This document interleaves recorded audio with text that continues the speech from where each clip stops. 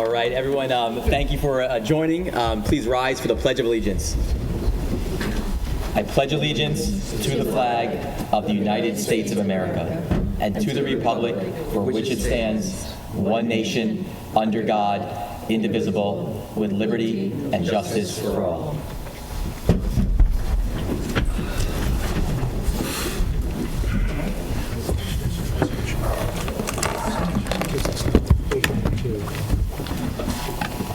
So thank you, everyone, for attending.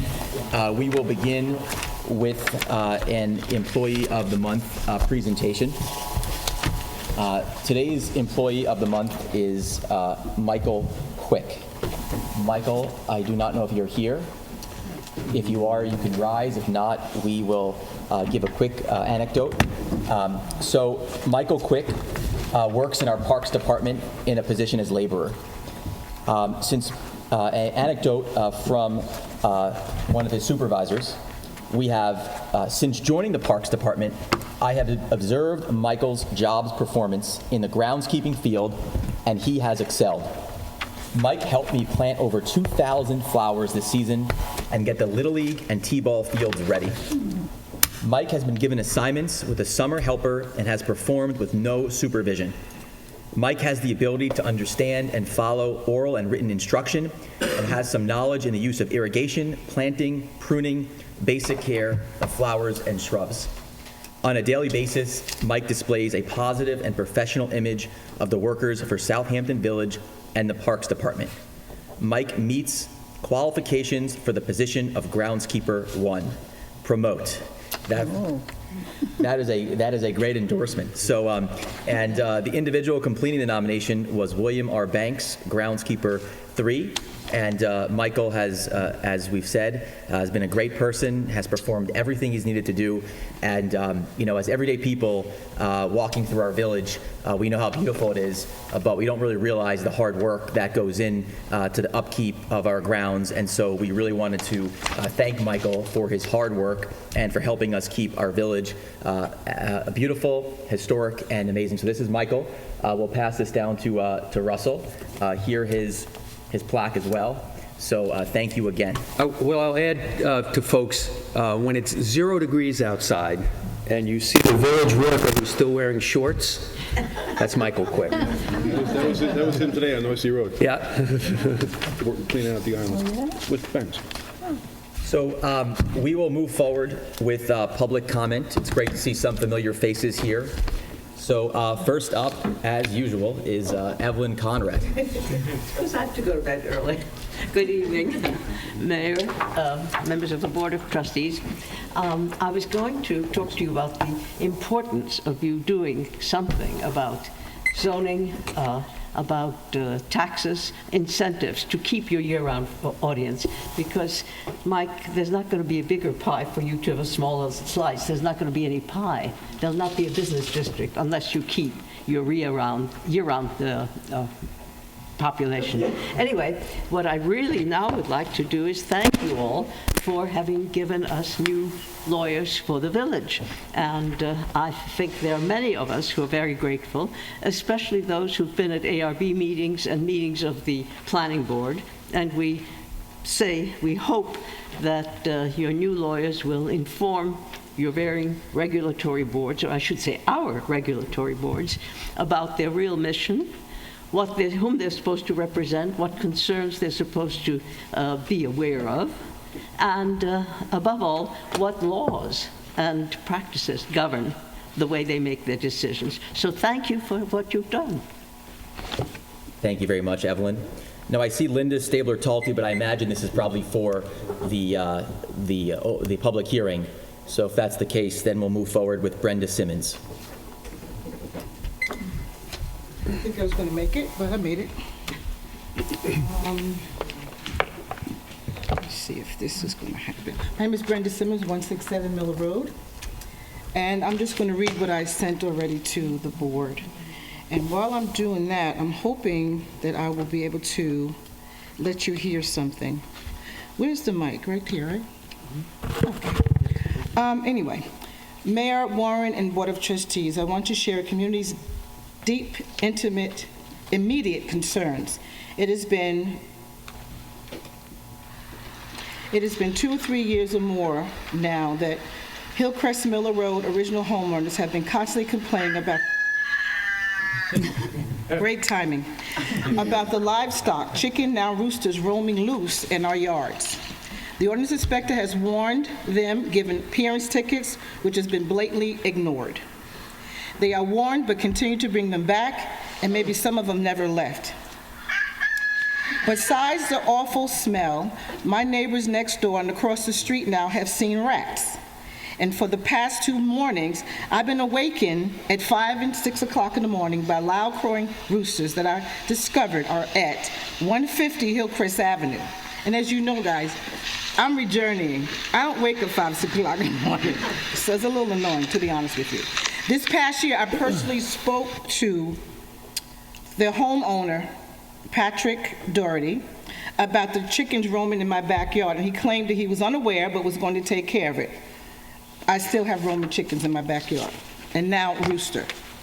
The ordinance inspector have diligently come and warned them and told tenants to get rid of the livestock, explain the site, local laws, and forbidding them that they're supposed to be in the community.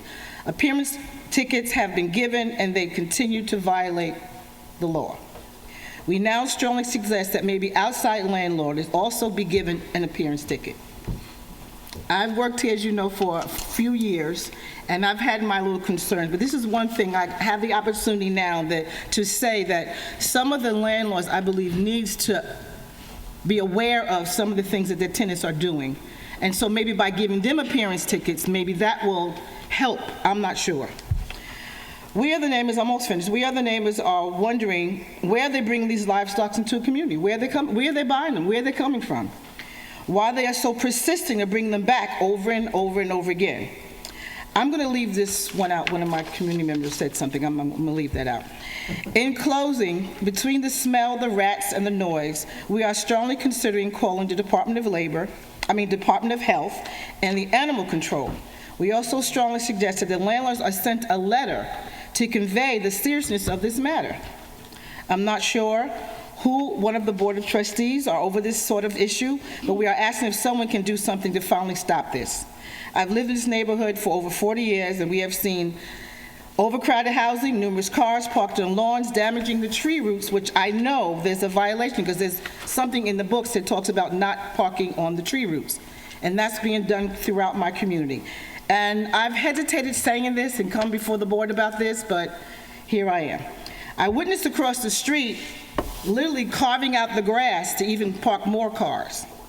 Over the years, I've brought all of these issues to the attention of the village officials, and we have been told nothing can be done. Thank you for the immediate attention of this matter. Do we have a code about? Brenda, look at your email. There's an answer to this. Okay. And you and I will be speaking tomorrow. But the building Okay. inspector told us today that the landlord was given X number of days to export that rooster or make it a rooster roast. But tomorrow, we're going to have a discussion and a follow-up on it, and they are on it. Thank you for bringing it I to our appreciate attention. This is the first we've ever heard of it. And that's why I took the time to come. Thank you for doing I took the that. time to come. Thank you. Thank you, But Brenda. the tree root issue is a code. People are not allowed to park their cars and trucks on the tree roots, so I will follow up with you on that. Absolutely. Thank you. Thank you. Thank you much. If I can add another thing, Brenda, you'll also see that I responded as well, just, you know, I've been in 3-4 meetings. no, it's fine. I just want to, right, so I just want to, I'd like to put it on the record so the landlord knows that, you know, he came in today, the property owner came in today, said that he is prepared to do something. He may need some assistance because he, you know, obviously it's a landlord-tenant type of issue. He said that he is determined to get something done. He has made an appointment to meet with Angel tomorrow to, you know, work together to get it remedied. Now, maybe he feels he's at the final point, you know, but he came into Village Hall today specifically to tell us that he was going to do something. Okay, so I just wanted you to know. Also- And if he doesn't come back or doesn't help, we at least have a public record that I saw him come into Village Hall today and And on the record, it's not just the house there. House across the street, we had chickens running house on the corner, chickens running. So it's not just one house, it's numerous houses. And like I said, they've been warned, but they keep bringing them back, and that's it. Thank you so much. Bruno? Thank you. Good night, Brenda. Thank you. Okay, we have one comment, but we know that'll be for our board presentation. So if there's anyone else that would like to make a public comment, please feel free to come up, state your name and address. If not, we can move to board presentations. Okay. With that being said, we'll move forward with board presentations regarding village wastewater options and Lombardo Associates. Pio, thank you. Feel free to come on up. We do have a packed agenda tonight, so if you can keep this on the briefer side, it would be helpful, but we know there's a lot to discuss. I'll also add for the public that this is a presentation to the board, that it's not a dialogue with any members of the audience. However, there is a second public comment period later on if for some reason you wanted to speak about it, but this is just a presentation. Thank you, Mayor. Good evening, Mayor and trustees. Pleasure to be here. And, per the mayor's request, I have spoken with each one of the trustees about the wastewater project that we've been proffered to the village. What I was planning on doing this evening was to make a brief presentation of the approach and various steps associated with producing the vision of wastewater management in the village of Southampton. What we did a few years ago was to, when the village was considering wastewater management in the village, was to put before the village what we call the decentralized wastewater option, or it's also referred to as cluster wastewater systems. But basically, it's an approach for the public to understand of using modular systems to address the wastewater needs of the village. And so that something like that can be done over time, as well as, in our opinion, the techniques that we propose are significantly less costly and environmentally more advantageous. The option that I'm going to be presenting, that was presented before, was not considered in the previous plan. Now, what we're talking about doing, and subject to being authorized by the village, is to perform the following activities. We're proposing to submit an announcement and questionnaire that I'll go over at the end of the presentation to the property owners to get a survey of their immediate and long-term wastewater needs, property by property. And then based upon that, we will develop engineering of what we're going to call a phase one system, cluster system. We'll size it. We'll propose the site selection, as well as developing cost estimates. There'll be meetings with the trustees, and what we recommend that a project committee be established, and naturally be meetings with grant sources and permitting agencies for getting the project implemented.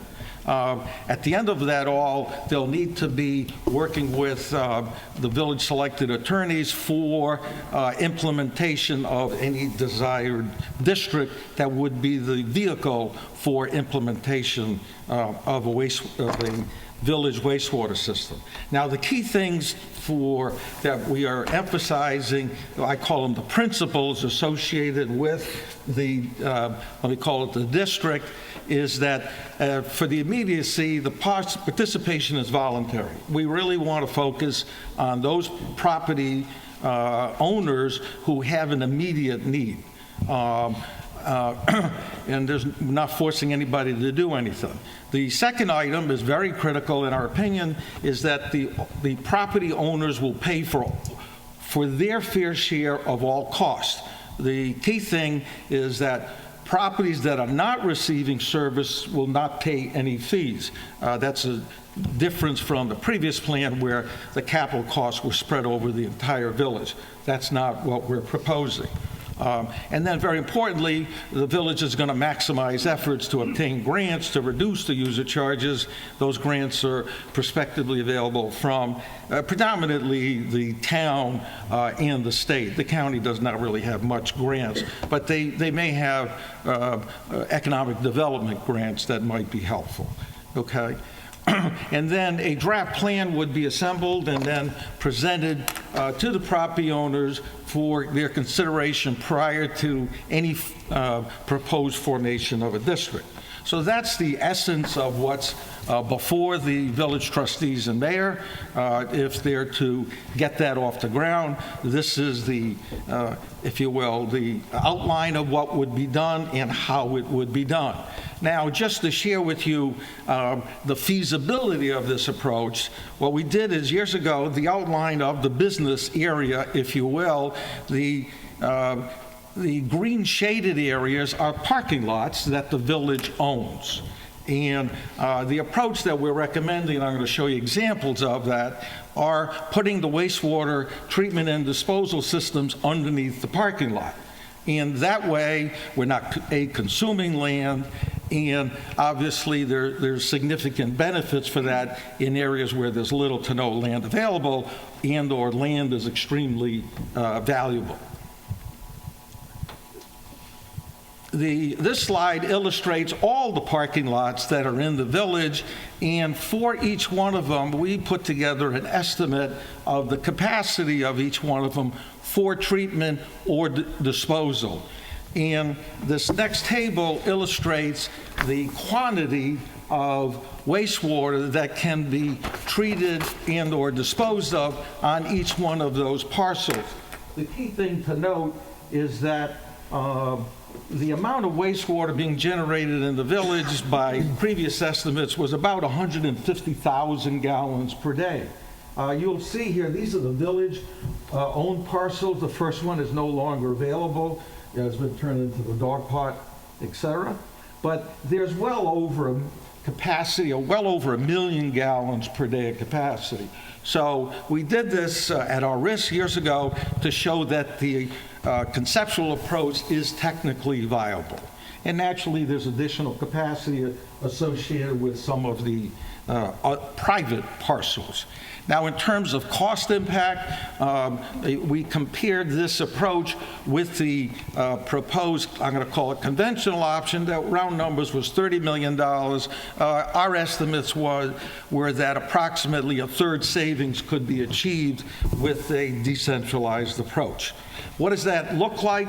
Well, we're talking about having new or maintaining the existing septic tanks on the properties and then piping the liquid away from those tanks to the common treatment and disposal location. And one of the major benefits of that is we're just moving liquid around rather than liquids and solids. The solids component stays in the tank and then periodically gets removed. From a cost perspective, the septic or the sludge management can be up to half the cost of a operating system, as well as that's usually the predominant source of odors is dealing with the sludge in a treatment facility. And in this approach, we're at the end of the day really avoiding it.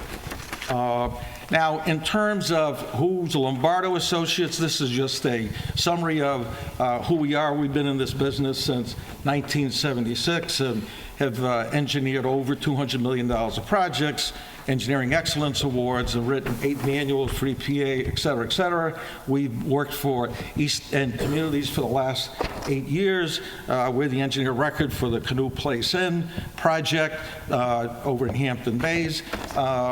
Et cetera. And naturally, a lot of this information is on our website. Now, what are we talking about in terms of what it'll look like? This is a facility that we engineered on Cape Cod. This is what it looks like before it was, quote, covered. So it's basically a lot of, in this case, a lot of concrete tanks, and it was underneath the parking lot. Okay, actively used, and essentially no odor issues.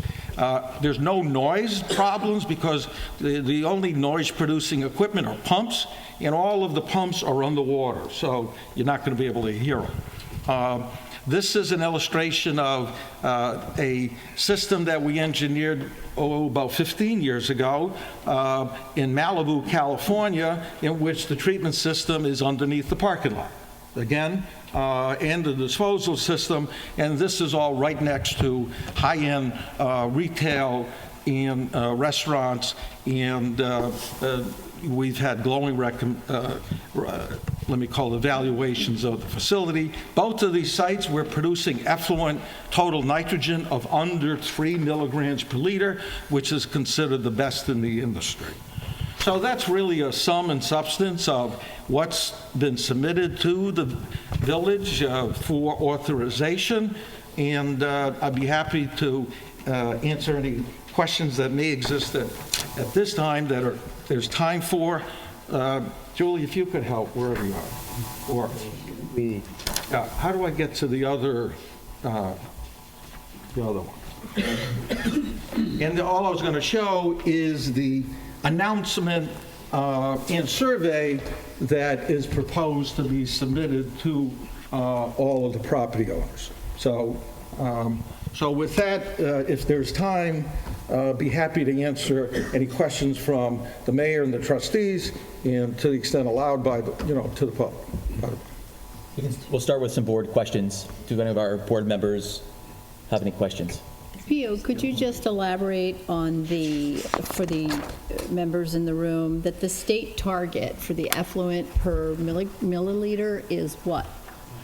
Our objective here would be to produce an effluent that the highest levels of nitrogen and phosphorus removal, because as we know, Lake Agawam water quality is controlled by phosphorus, and to the predominant extent. In the systems that we've engineered recently, we're now able to achieve total nitrogen under 1 milligram per liter, which is about 95 to 98% nitrogen removal. And I should say the techniques that we're talking about here are low maintenance. There's frankly not a lot to do. It's really to take care of the pumps. These facilities have been operated with weekly visits, not daily. We're not talking about a lot of personnel needed to operate them. But the state mandated milligram per liter is what today? Well, there is no state mandated milligrams per liter. The county's IA program, their requirement is that the total nitrogen needs to be below 19. And we're starting, septic tank effluent is generally assumed to be 65. So they're really looking at, if you will, 67% nitrogen removal. We're talking about achieving 95 plus. And the sewage treatment plant standard federally? Those federal standards are really dictated by location, and it's called a water quality base standard, and it's determined by TMDLs. But the industry, the EPA standard for the best possible is 3. Now, a number of places in Florida, because of I'm sure you've read the severe algae blooms there, are now requiring, the one I just heard about is 1.5. We're involved in a project in Utah where the requirement there is 2.5. That's unusual, and so that's really demonstrating what is required. Now, the 19 that the county has is not a requirement that's going to guarantee water quality protection. The 19 is really what can a number of technologies achieve. So it's not what is needed for water quality sort of restoration. Thank you.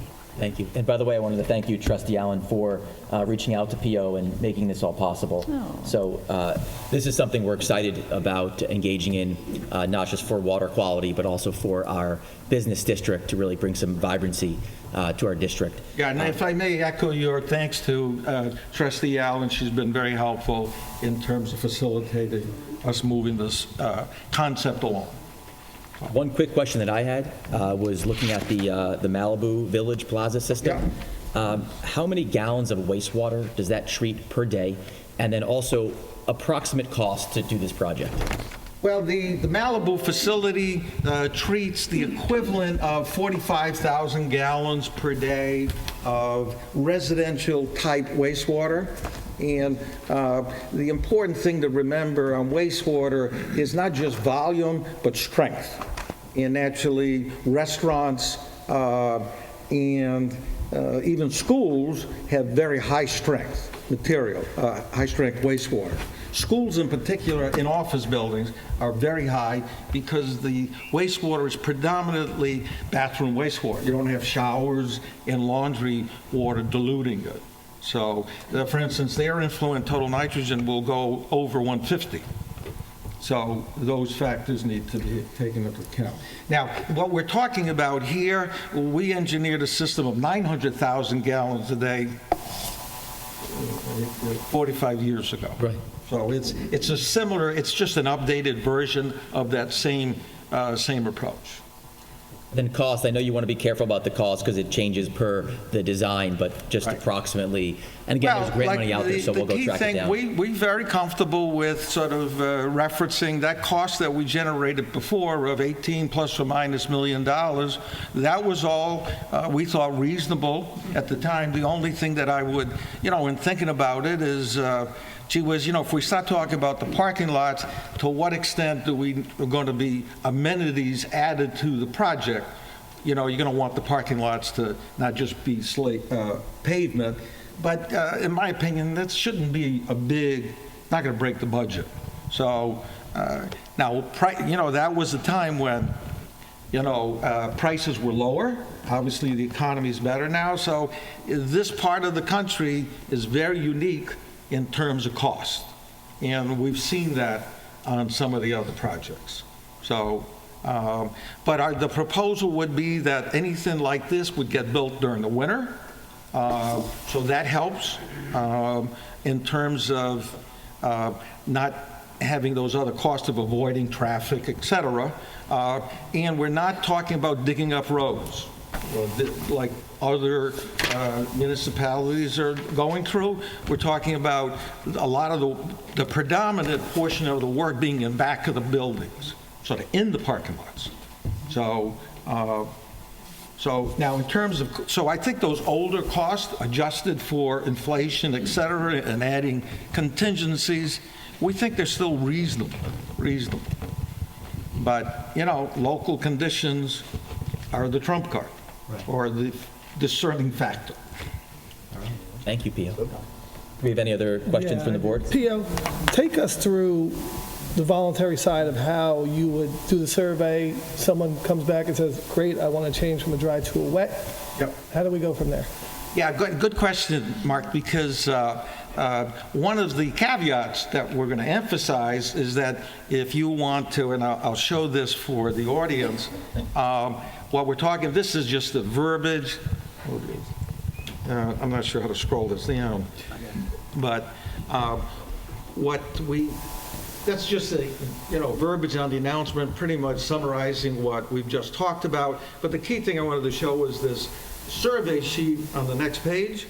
That would we really be asking, okay, you property owner, how many square feet of retail space do you have, how many restaurant seats do you have, et cetera. That, we use that to say, okay, it's got to be this big, wastewater is going to be this strong.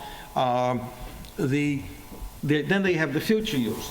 The caveat is going to be future use, and you'll see it on the title of it, within zoning. It's got to be compliant with zoning.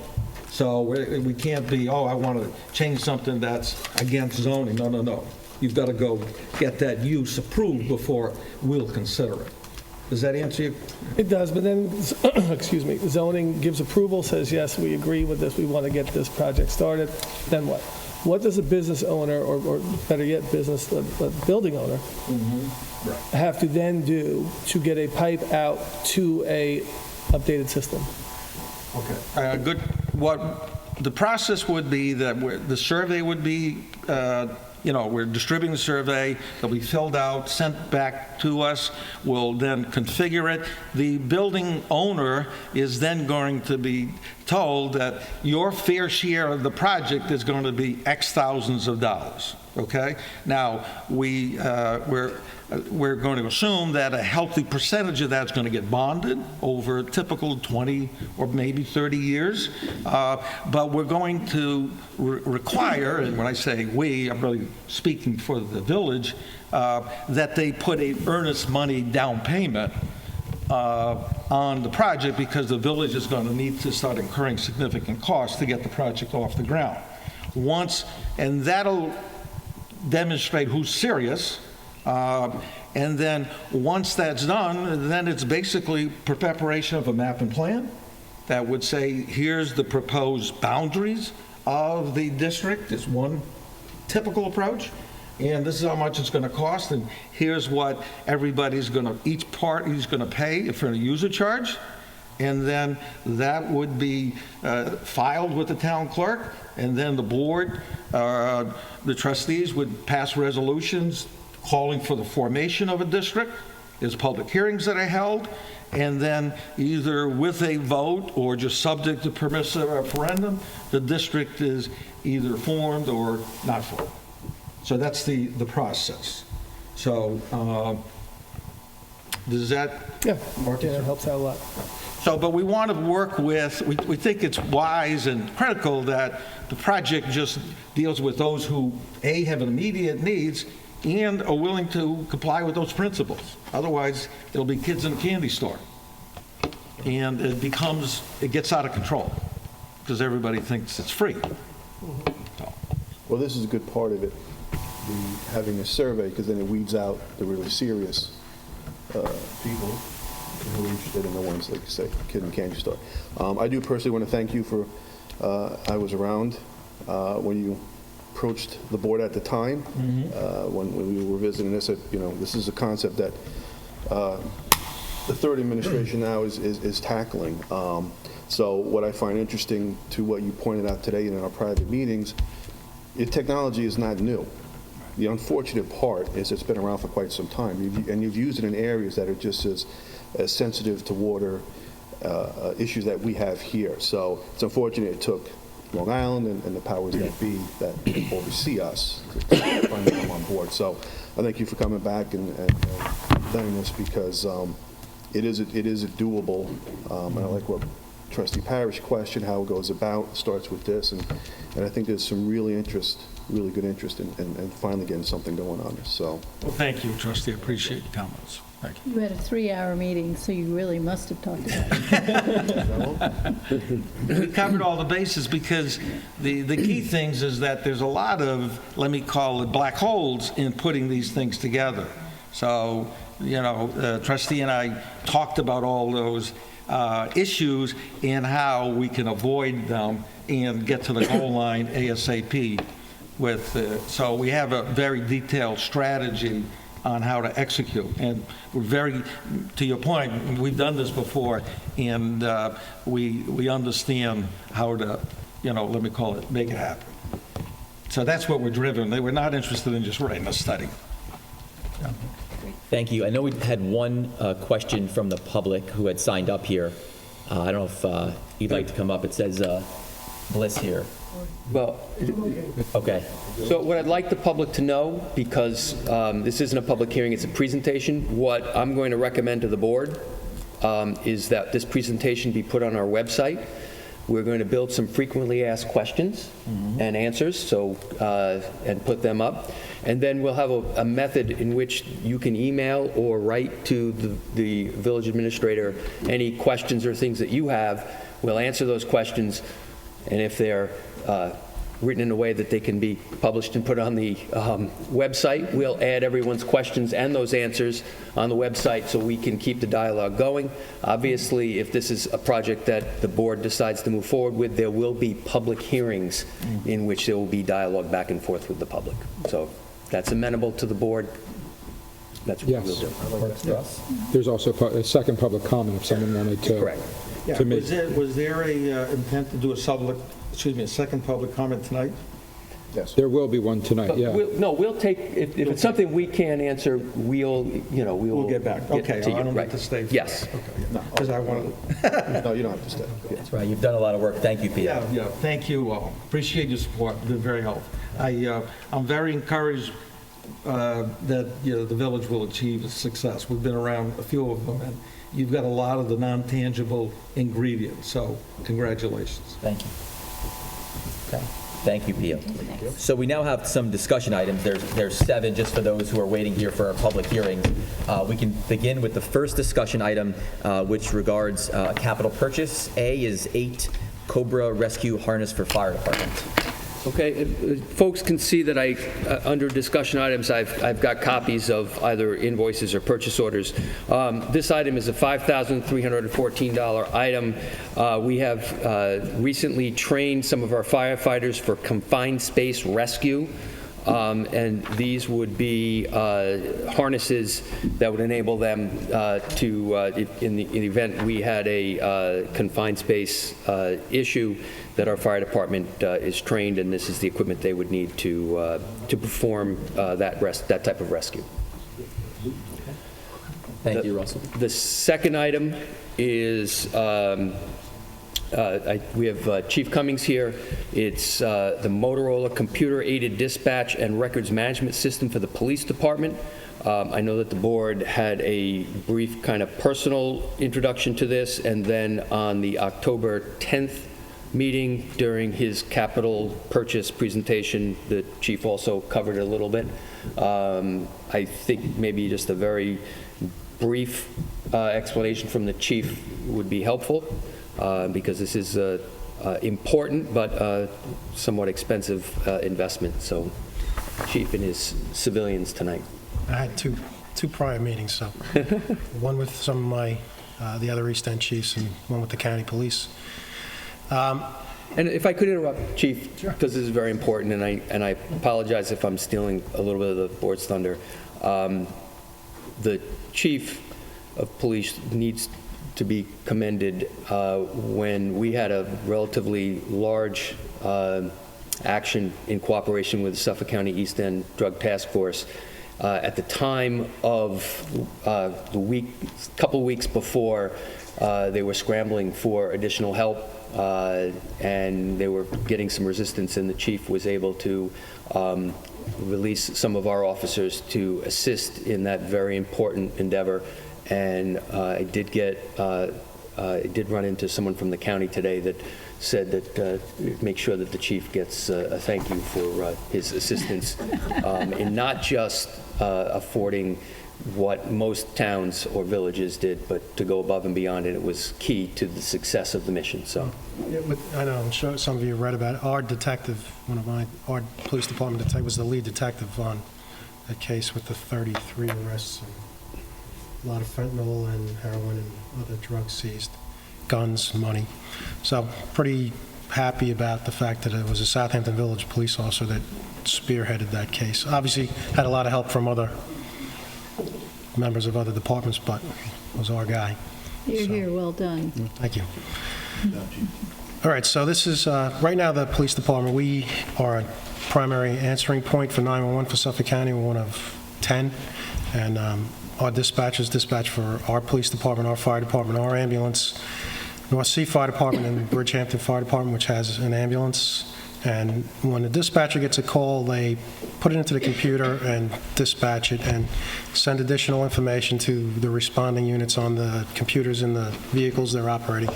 And that's the function of a computer-aided dispatch system. The one we have, we originally purchased it in around 1992. And as the company that we purchased it from has, they've done evolutions to that, but that company's been sold twice now, and they're not supporting it anymore. They don't want to. So at some point, they're already not supporting it. If we have a problem, we're going to have a real problem. Our IT guy has been able to patch a few things, but it's at the end of its life. So over the past year, I've had members of my staff, my dispatchers. One of my dispatchers is the immediate past president of the Atlantic chapter of APCO, which is the professional organization for emergency communicators. So he's very knowledgeable, and basically they decided that this Motorola Flex CAD, is the name of the program, is what would work best for us. None of these programs are inexpensive. This particular one, we got a significant discount because Motorola is looking for us to be one of their flagship. We have we have a Vigilon cameras. Motorola owns a Vigilon. We have Vigilant license plate readers. They were bought by Motorola. We have Motorola radios. We would be kind of almost all Motorola department, and they're looking for us to be kind of the model of a small department with their products. So they gave us a significant discount in order to make that occur. On top of that is the program we picked. Now, there's several options for the purchase. You can either buy it outright, or we can finance it over 5 years. The first payment wouldn't be due until the next budget year, so we can figure out how to budget that out of the police department's capital request for next year. But to move forward, we have to have your agreement to do that, so we can, whether the mayor or me or Russell sign the contract with Motorola. The other part of that is a program called Command Central Vault. Now, some of you probably read about the law changes that are coming in January 1st. One of the significant law changes for the police department is expedited discovery. Now, the way a criminal case would work is we would arrest somebody, and over the course of time, the video evidence we might have, the radio transmissions, the phone calls, any testing that the lab or another entity would do for us, that would just kind of come in as it came in, and we would send it to the DA's office. And as long as they presented all that to the defendant before the trial started, everything was fine. Now, with this new law, the defendant has to have every single thing that the DA intends to use against them at trial within 15 days. The DA wants us to have it to them within 3 days.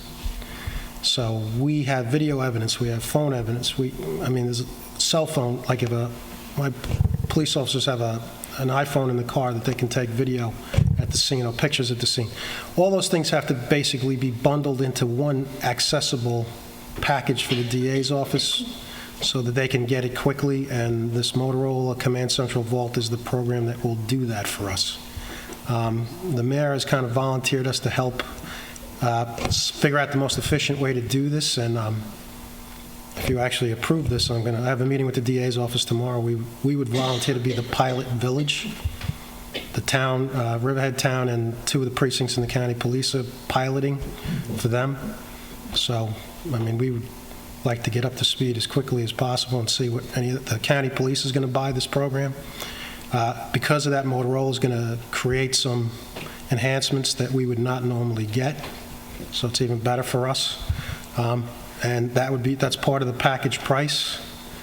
Right now, the total package is roughly $340,000. If we pay it yearly, it's roughly $82,000. $82,000 is generally within the neighborhood of what the village board traditionally has allowed the police department to spend on capital purchases in a year. So I'd like to... That's outside of vehicles as well. Yeah, but we don't buy vehicles every year. We buy them as we need them. So I would, we've done a lot of research. This is probably a year in the making, this project, and I would appreciate if you would consider allowing us to make this purchase. Thank you, Chief. And I also want to thank you for being a leader here. State law has essentially we're in a situation where we need to update our technology, and our chief has really taken the lead there, which is why we'll also be volunteering as part of the lead after a meeting with the Suffolk County District Attorney, as well as some other mayors and supervisors across Suffolk County. All data is really relevant and would be of interest to the district attorney and other mayors. So we are looking forward to exploring new technology like this, which would be necessary anyway to adhere to some of the new state laws. So thank you very much. Any questions? You guys covered it. All right. Thank you. Thank you very much. Thanks, Chief. Okay, and the third item is an item that the board, again, has been made aware of prior to tonight. As we all know, our village ambulance capital project is in the home stretch. We are hoping to turn the keys over to the village probably sometime mid-December, early January. Holidays, may cause it to be a couple of weeks one way or another. One of the items that is needed to complete the project is a security and access control system mandated by the county in order for us to have allowing us to operate out of that building. It is not something that is traditionally included in the construction project, similar to, cable or any other types of add-ons. That's generally an item that is purchased outside of the bond issuance.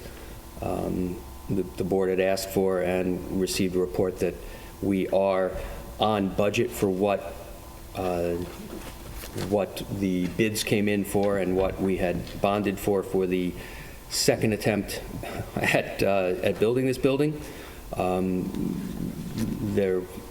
This money was expected to be spent, although there has not been a capital budget set aside for it.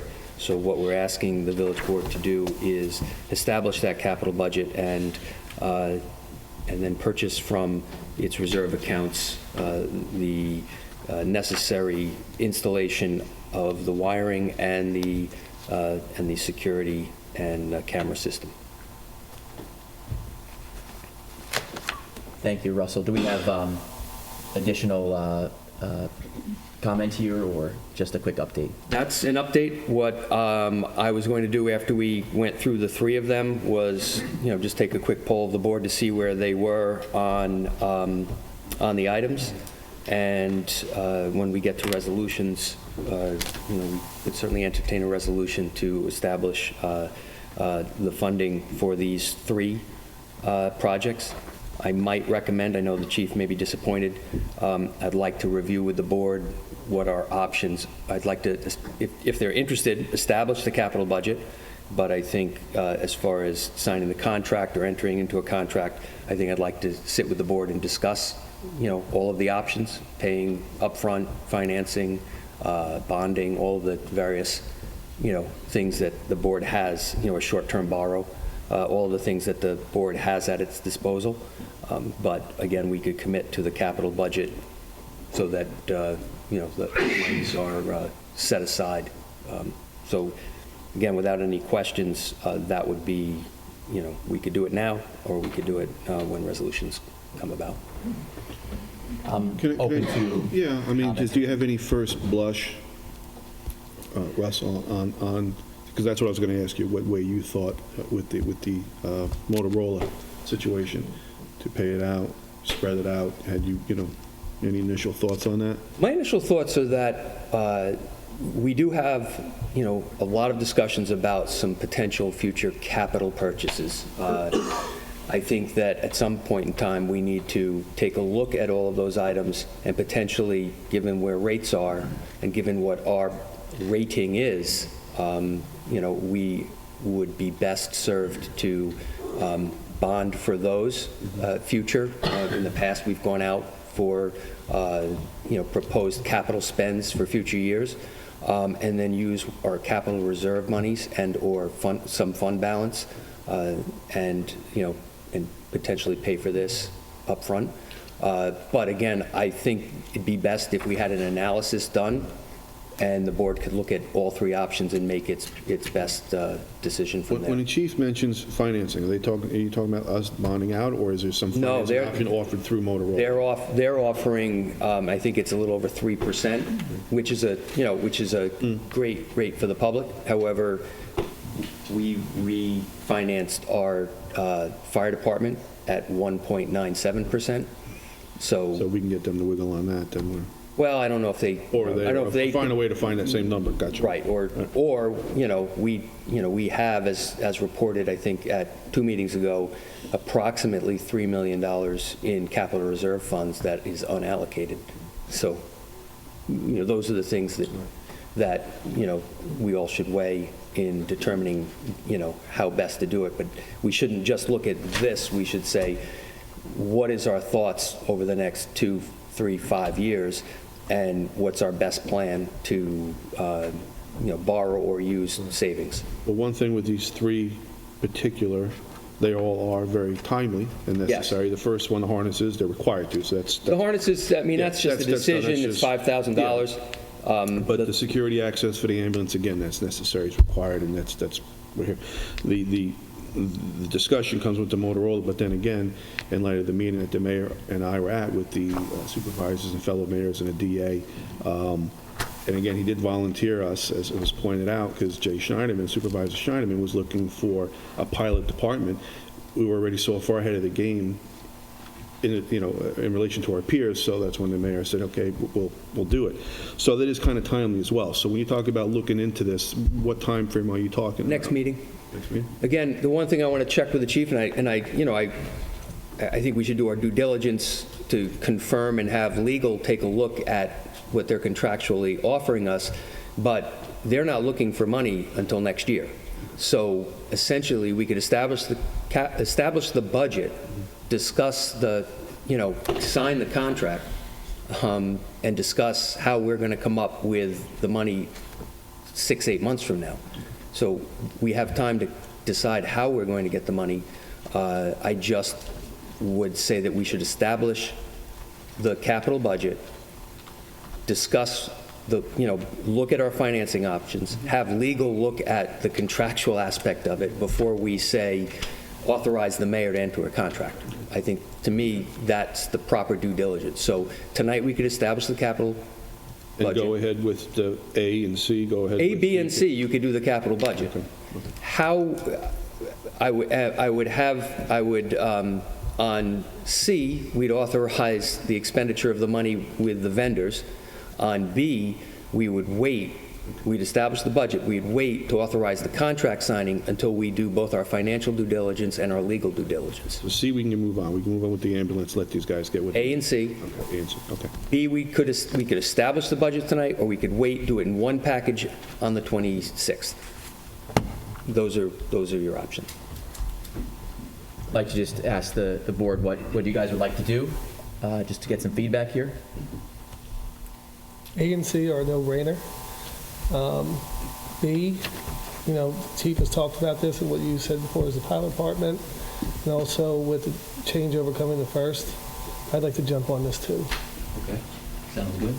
Andrew, any comments? No, I'm happy proceeding with all three. Okay, thank you. Trustee Allen?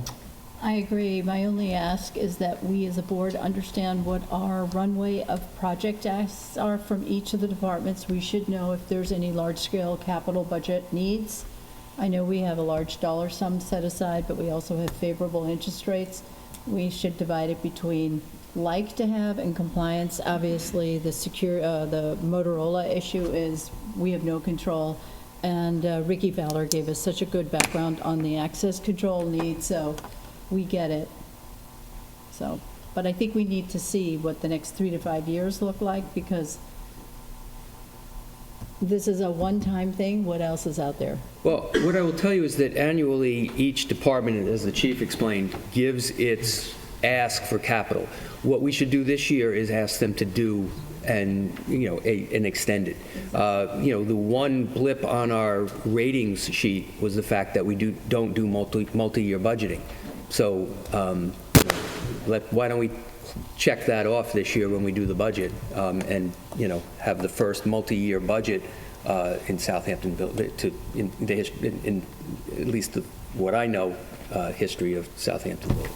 We don't have trade-off decisions now because we have enough money, but we may not be in that same comfortable position 3 and 5 years out. All right. And Trustee Yashemski, I don't know if you have any other thoughts? No, just what I said, and so, like everybody, we'll move along with as all three of them, and at least there's a capital part of it, and get moving here. Okay. Very good. So it looks like we're in agreement. Russell, happy to do this now, or we Okay. can save it to the end of the meeting and All right. keep on moving Do we have a through. resolution? All right, so I'm going to do it in separate resolutions. I'll entertain a motion to purchase 8 Harness Cobra Rescues out of Fire Department Equipment Reserve for a budget of $5,400. So moved. For a second. Second. Trustee Yashemski. Aye. Trustee Allen. Aye. Mayor Warren. Aye. Trustee Parrish. Aye. Trustee Polaro. Aye. Motion passes. I'm going to skip to C.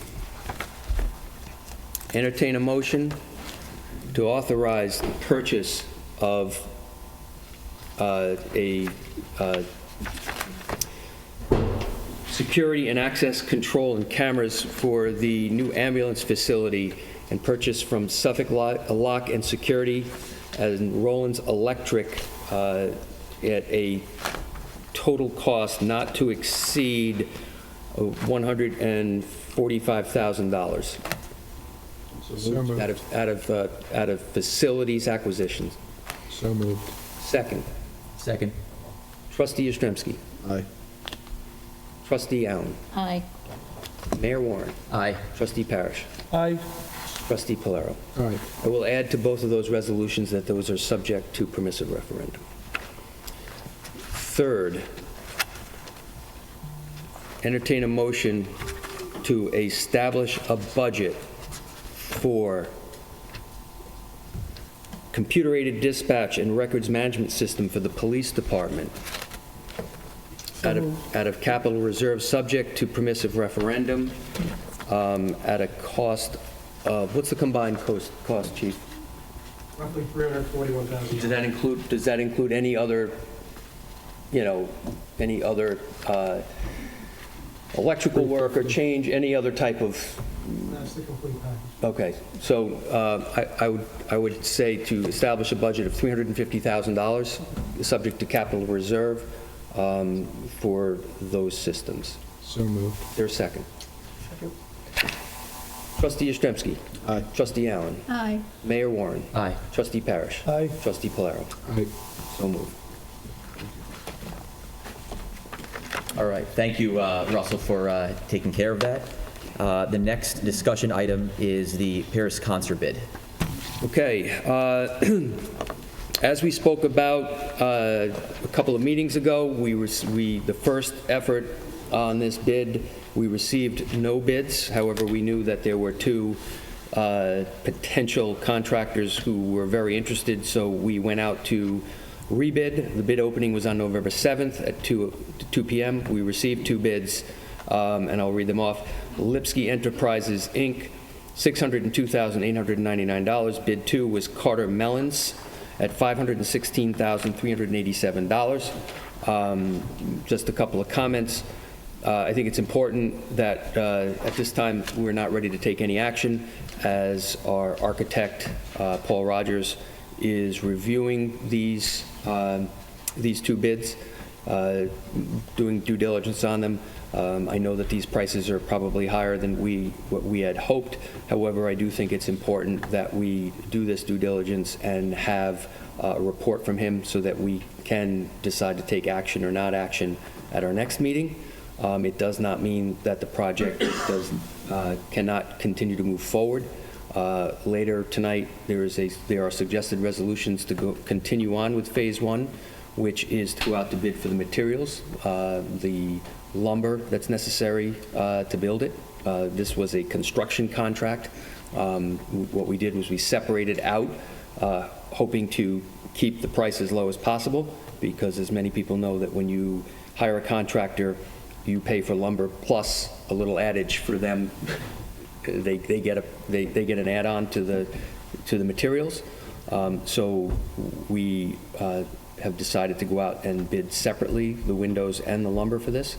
So there's going to be a resolution to publish and post for that. And at the next meeting, we'll have enough information to move forward either with one of these bids and/or make a decision to go in another direction. Thank you, Russell. Next, we have USA Endurance Events, the Women's Half Marathon. We've discussed this at 2 meetings. I was asked to get some further information and get references from Leanne Yarber.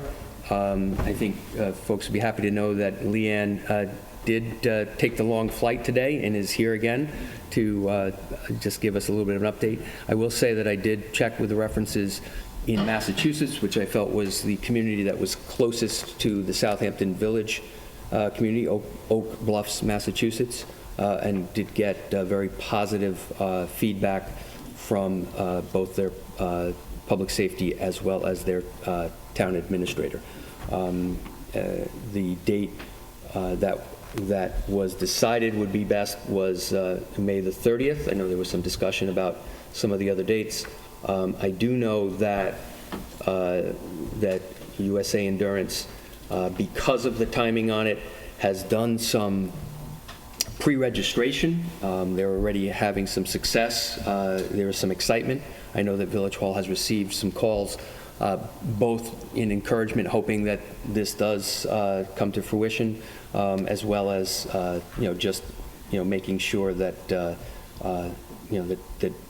they're going to have an answer tonight as to whether or not there's a commitment to go forward. So I don't know whether or not we'll let Leanne just maybe, if there's anything else she wants to add, or we have any questions for her, or if the board is ready to proceed. Members of the board, how do we feel about proceeding? I'm actually ready to proceed, but if she would like to say something, she's more than welcome to. Yeah, But You came all this way, I mean, came all this way, so if you would like to address a more audience than last time, so. Thank you. Yeah, so we're really Please excited. state your name again. Oh, Leanne Yarber with USA Endurance Events. I'm the race director for USA Endurance Events.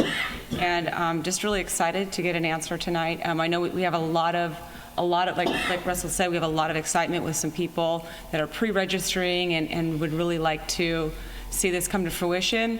I've been working with Lieutenant Wetter, and we spent some time in coming up with a course that we think is the least impactful on the community. And it's pretty much similar to what we currently had, but in addition, we would continue to work with them on that and perfect anything or change anything if we needed to. And again, I think in my last email that I'd sent over, what we'd like to do to just prove our that we're really serious about this is we would like to, in advance, pay about 65% of what the estimated police costs are up front by December 2nd. We would have that money to the police, and then also to the charities that we have involved. And I think you had discussed or mentioned if we were open to other charities, and we certainly are. So if you want to discuss that later, Kimberly, yeah, definitely. I mean, whatever it would be perfectly fine with. So that's all I wanted to say. Thank you very much for the offer. thank you. Any questions? Yeah, thanks. I think we have one comment here. Yes, and I'm so sorry to be the person who pops your balloon. Everyone on this board is in favor of your event. I'm not in favor of your event on that day. This year, we'll let it pass, but next year, I encourage you to move it up. And the Yep. reason why is I had very many residents in the village come up to me and say, I live here, but in the summer, I can't even go out and enjoy it. And we have a lot of businesses that are just as fabulous, and restaurants and beaches 3 weeks earlier than we do on the day that you've planned it. I know it came in late, but if you repeat this, I will not approve it next year on this date. I will only approve it if it's earlier in the month. And I agree 100%. Okay, we're 100%. I actually want it earlier because it's easier for even participants getting hotel rooms and things like that. That's why we're keeping our numbers down this year.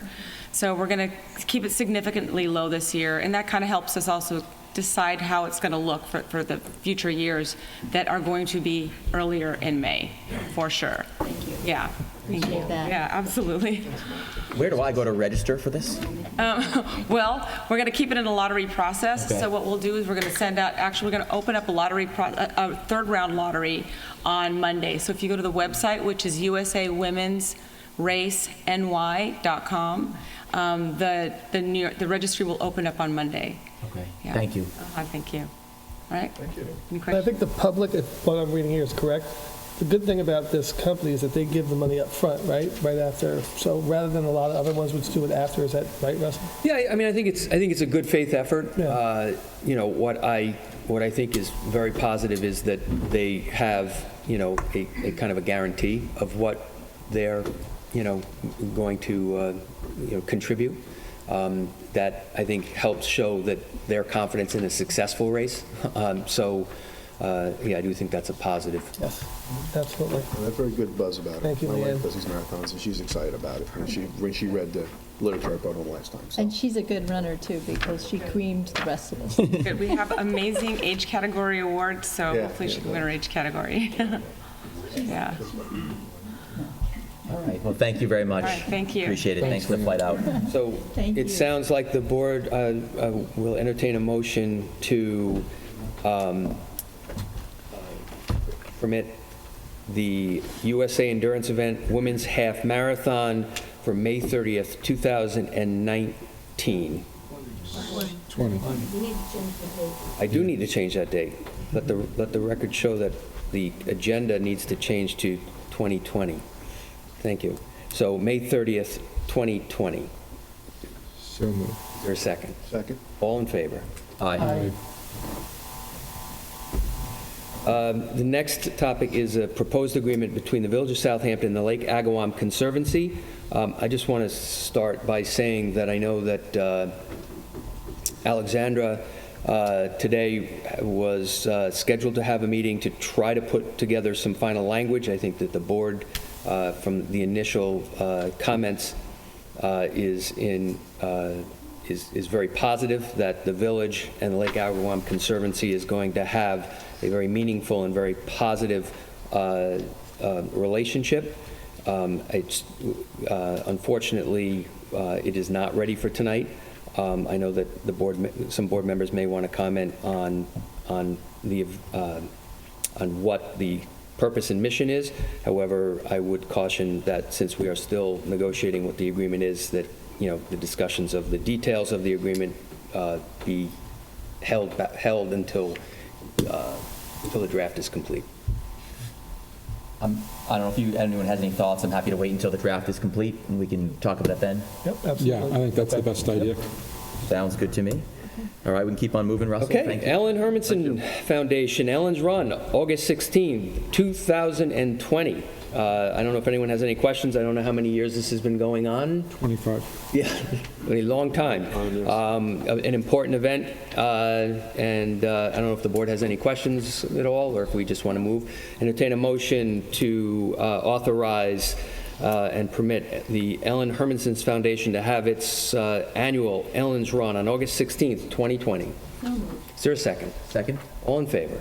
Aye. Next, we have the Hispanic Apostolate Torch Run and Procession, December 12th, 2019. Is this something that We've been doing this too. we've been... Yeah, we've been doing this. Yeah, this is done every year. I'll repeat everything she says. And we just have to talk again about the particulars as to the procession. Yeah. Okay, so it's something we do every year. 3, 4, 5 Chief, years ago. you're able to work out the details so that you're comfortable with it? Yeah, we've been doing this for probably 20 years now. Okay. So unless the board has specific questions of any of the folks here. It's a nice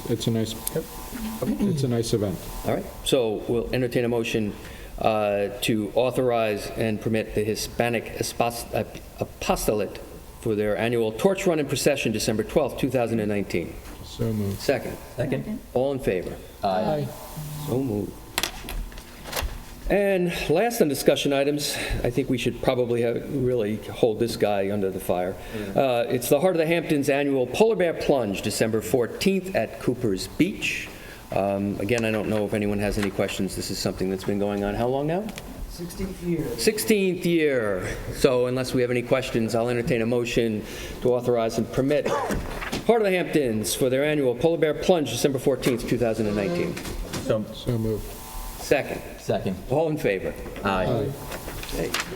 Move to those. Okay. Nicely done. Good job, everyone. Thank you. Next on the agenda is public hearings.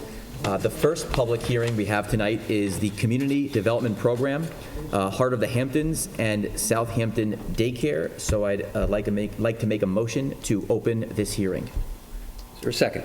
Second. All in favor? Aye. Okay, just quick background, the village participates in the Suffolk County Community Development Block Grant Program, and we are apportioned a particular share of the overall federal grant. It is our obligation to hold a public hearing, advertise, and hold a public hearing to listen to anyone who is interested in receiving funding from this program. And then we would close the public hearing, and at the next meeting, the board would then award the grants, subject to acceptance by Suffolk County. We have a December 1 deadline to get those applications in. So it's a fairly tight schedule to submit, and then a long process to get the money, but we do get the money back every year. So I think Heart of the Hamptons is here to make their presentation.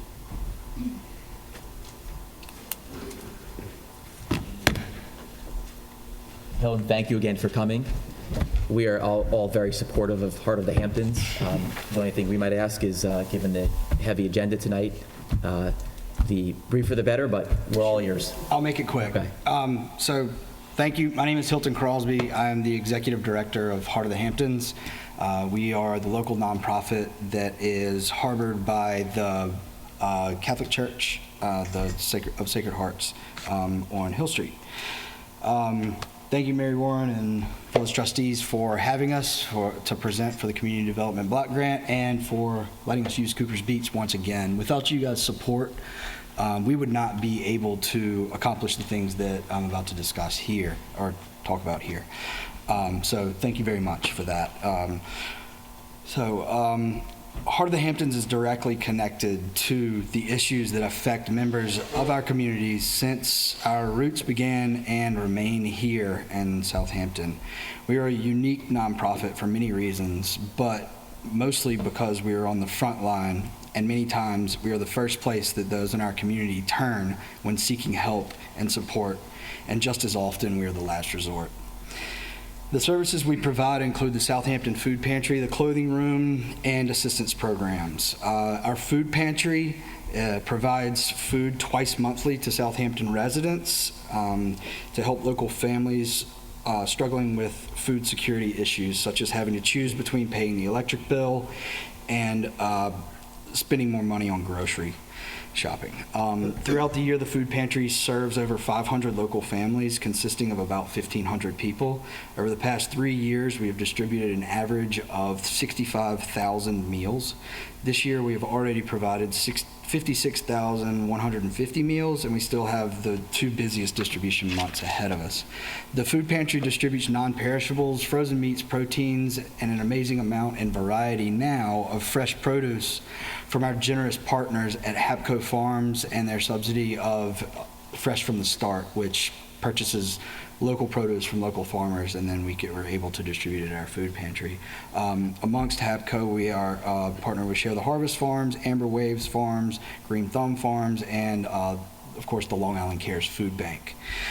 Our donated clothing room that I mentioned helps local families with their monthly budget by providing free and inexpensive clothing to local people. Heart of the Hamptons processes 10 to 12 tons of clothing donations every year. Clothing that is not used by us and distributed to the community is sent to Big Brothers Big Sisters of Long Island, our other partner, to be used, so nothing is wasted. Our assistance programs, financial and usage, provide relief to people who are in crisis within our local community. Heart of the Hamptons works hand in hand with local schools, governments, religious organizations, and civic organizations, as well as other nonprofits, to make sure the needs are addressed everywhere they arise. Our assistance program provide emergency funds for rental assistance, heating, fuel, utilities, medical equipment, prescriptions, medical transportation, and gift cards for children in Southampton and Tuckahoe school districts to be able to thrive in school and have the materials they need to accomplish their education. All this work would not be possible without the support of the local community. Heart of the Hamptons is a true example of community helping and supporting community members.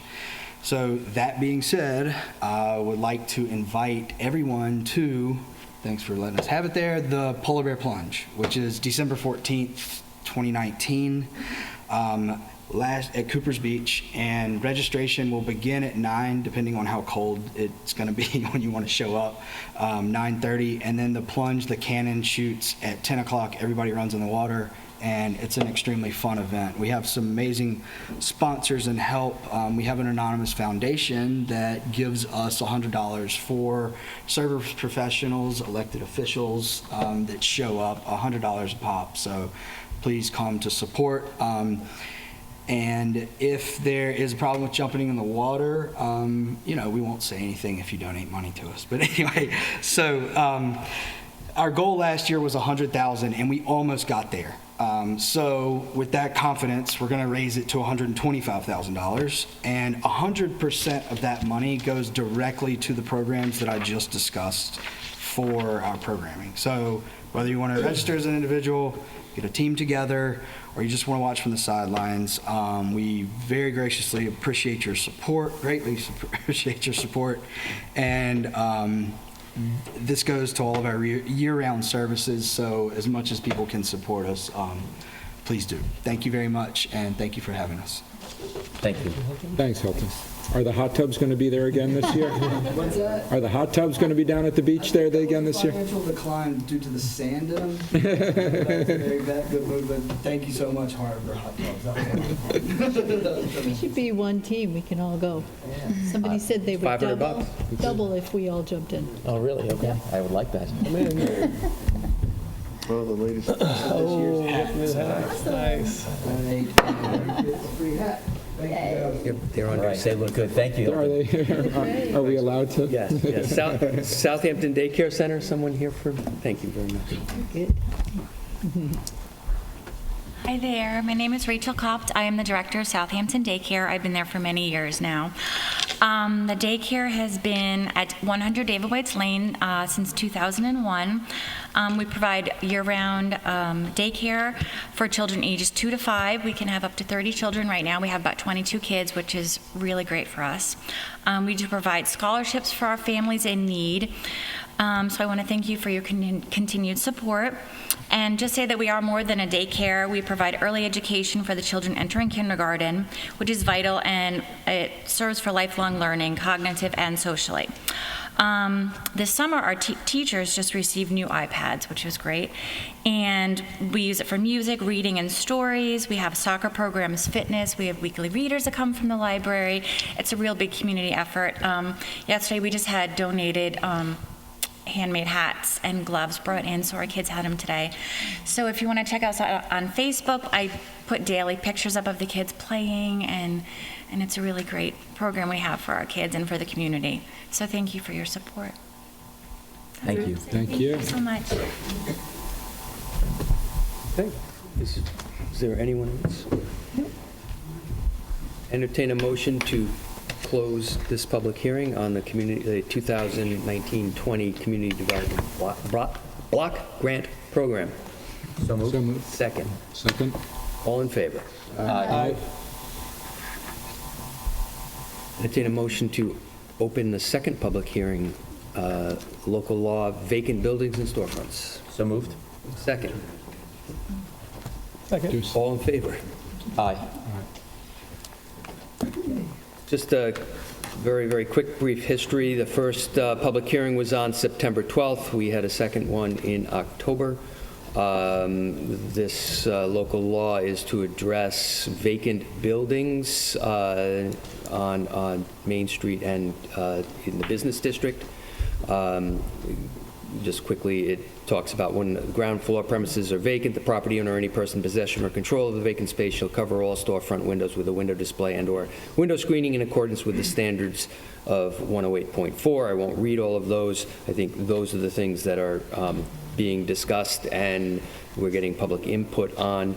Again, I know this is a work in progress, and turn it over to the mayor for.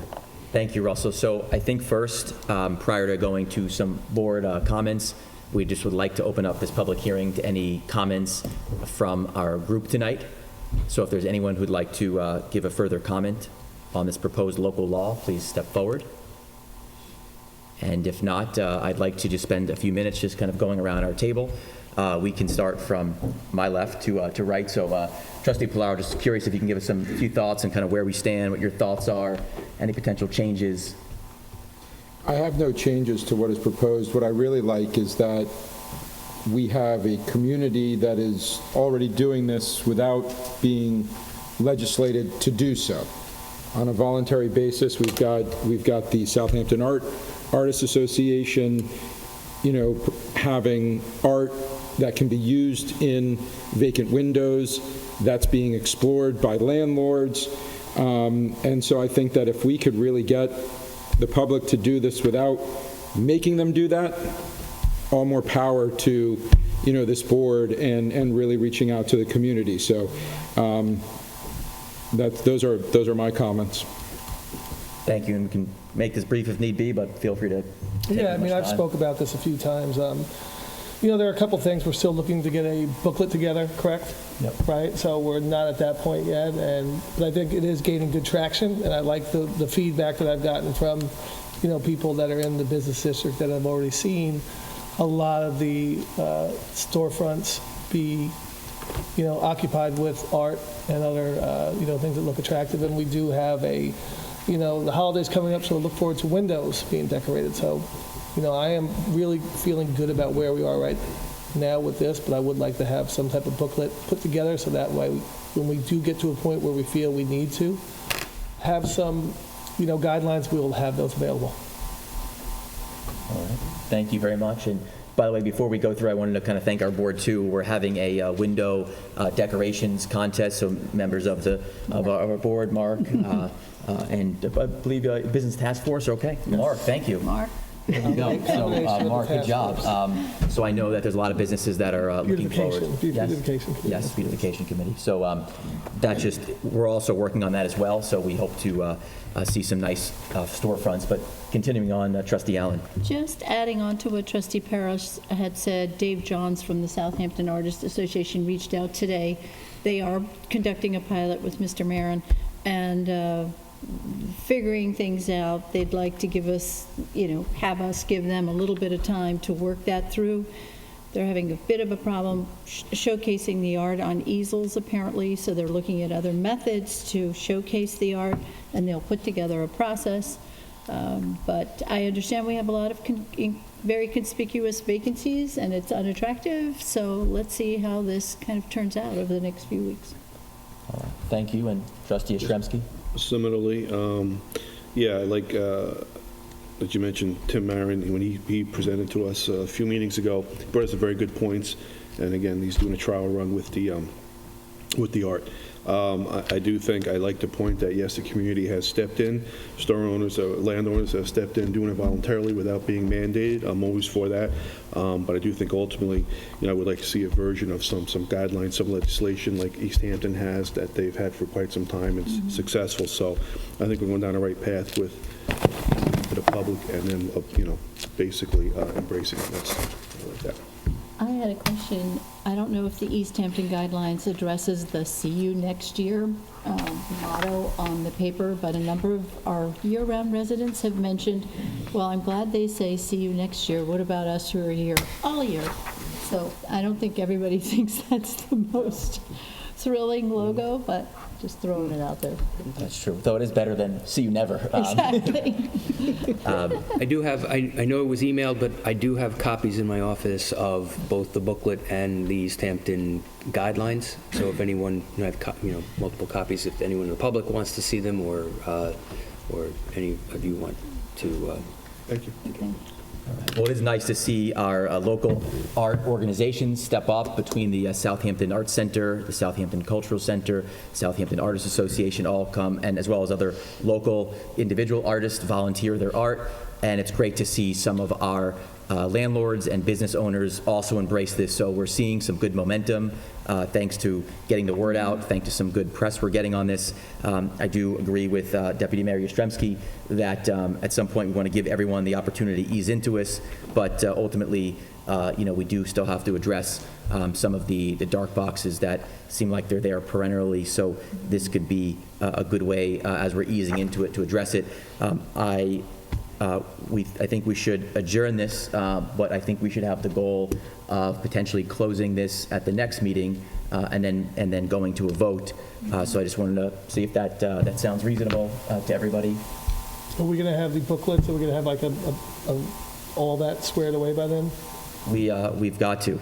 Yeah, we do have to. If we're going to get even close to that. So, I'd like to see a lot of that because I know there's a couple things that were in here that need to be taken out at one point. Or looked at the vacancy versus the occupied, or what was the one that Tim brought up? So I don't know if that's been addressed yet. I haven't really looked at this since that last meeting where Tim got up, so I'd like to make sure we get a really, really, really good look at that before we bring it to a vote. I'd be happy to sit down with any of our board members to go through the language. Deputy Village Attorney is also happy to do so. And then it might make sense to also send this to the Village Business Task Force to review, so they can have a look and give us their comments, and we can get good consensus. I've gotten some feedback from merchants, and the general feedback that I've received from our local merchants, especially those that remain open year-round, is that they like being open year-round, and they like when our village is bright and friendly and promoting business. So my feedback that I've gotten from our business owners is that they're very much in favor of this, especially our local business owners that are here year-round. So that's the consensus that I've received. So like I said, would love to sit down with everybody, make myself available around the clock to do so. So feel free to get together. Trustees should get together, obviously two per meeting, and we can take it from there. So with that said, I'd like to make a motion to adjourn this to the next meeting. November 26th? On November 26th. Second? Second. All in favor? I'll also add that after the meeting, I will give everyone the booklet and the guidelines, and probably the best thing to do is just mark it up, with a question, or I like this, I don't like that, and then, we can collect them, so. Good idea. Thanks. Okay, so the next is local law amending Chapter 110-43, Schedule L, stopping, standing, and parking restrictions on Hill Street. Before I open this up, we probably just want to move through this quickly, just because there is some moving parts here, literally and figuratively. So with that said, I'd like to make a motion to open this local law. Is there a second? Second. All in favor? Aye. Aye. So if there's anyone that would like to give comment, we've got you here. If you can keep it to 3 minutes, that'd be appreciated. And come on down.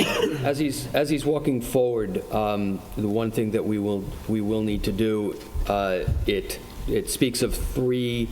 It does say 3 parking spaces located 225 feet west of Pond Lane, and it is changing what is now currently would change what is currently a 2-hour parking to a 15-minute parking in that spot. And I just want to make sure that measurement is this measurement that coincides with what is outlined in the presentation that Mr. Hayes gave last month. So, but.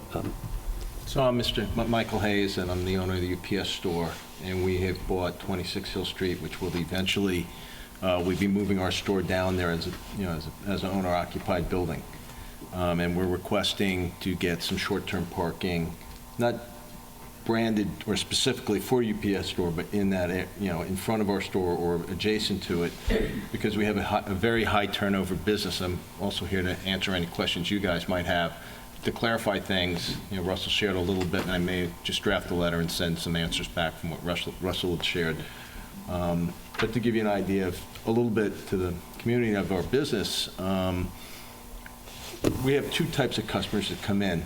Our regular UPS customer that transacts UPS-based business, we do about 15,000 transactions a year. And then we have high transaction business, or transient business, which is the Amazon business. We do about 16,000 customer interactions a year. So we do about 35,000 short-term, 5-minute, 10-minute customer interactions, and that's why we're looking to have some parking that is designated short-term parking within close proximity to the building. So that's all I have to say. Thanks. Thank you very much. Thank you, Mr. Hayes. Is there any comments from the board, or would we like to adjourn? No, we'll adjourn it and wait for public to respond on it. Okay, so with that said, we do have Gary Gillespie,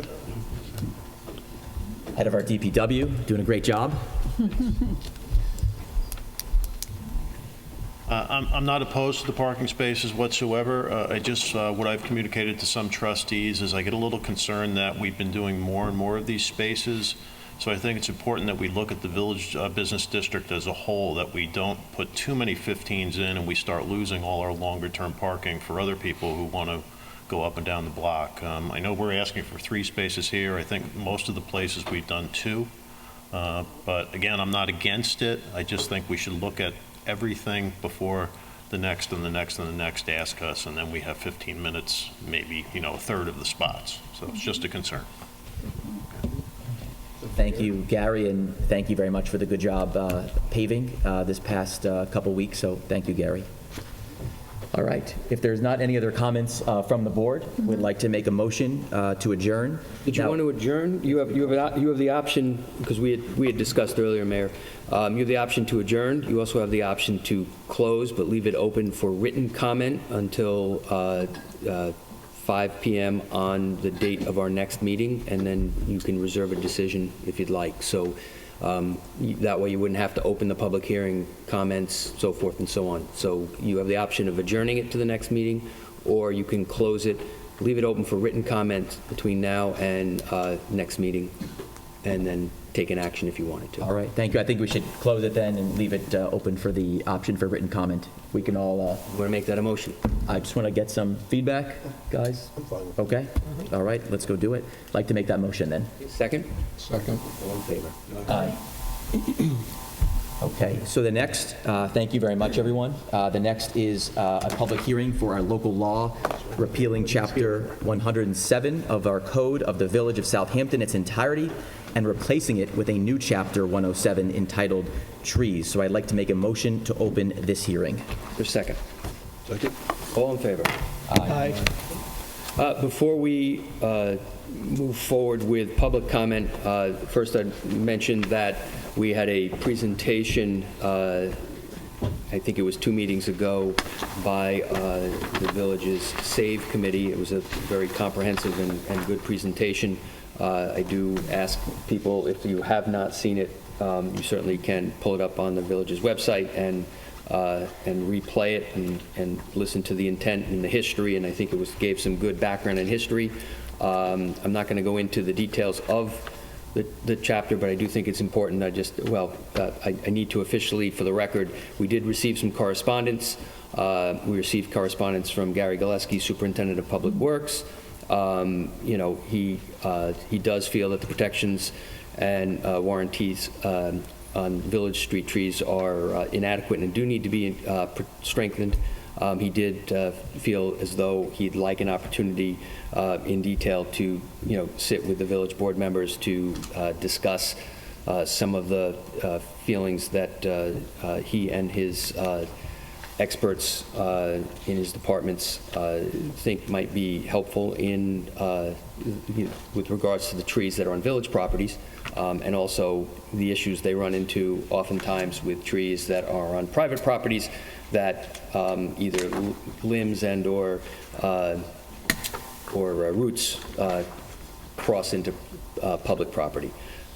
We have a lengthy analysis from Bartlett Tree experts, which I will not try to summarize. However, Bartlett Tree is here, and I do believe they're going to touch on some of the finer points of their multi-page and very detailed analysis. We have a letter here from the Pattamans, Joanne and Michael.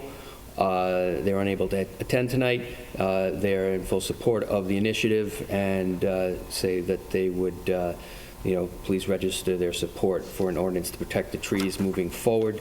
We also have a correspondence from Paige Luthan, and she speaks about, she understands there's pending legislation regarding removal of mature trees in the village. The importance of retaining these trees is a vital part of the overall health of our environment on so many levels. She's attached some quotations from some renowned professors, and she also included a list of some most valuable woody plants native to our area that feed our birds and animals. She's very supportive and thanks us in advance for the board for its efforts towards improving and ultimately solving some of these issues. Certainly, these letters and lists are available for the public in the village administrator's office. Thank you, Russell. And before we open, before we bring another person up, I just wanted to mention that I did want to thank the SAVE committee for putting together their board presentation. We appreciate the hard work. We also know that it's important to build some type of consensus here, so we do want to listen to everybody, all opinions. But we also, at the same time, do want to make sure that we are not lagging behind the east end of Long Island, as well as really the entire Long Island in general, as far as protecting our trees. So we, of course, know from the actions of other villages who are taking the lead that we need to do something. And so we've got some initial frameworks here, but ultimately we know we want to get all input, so we welcome all perspectives here.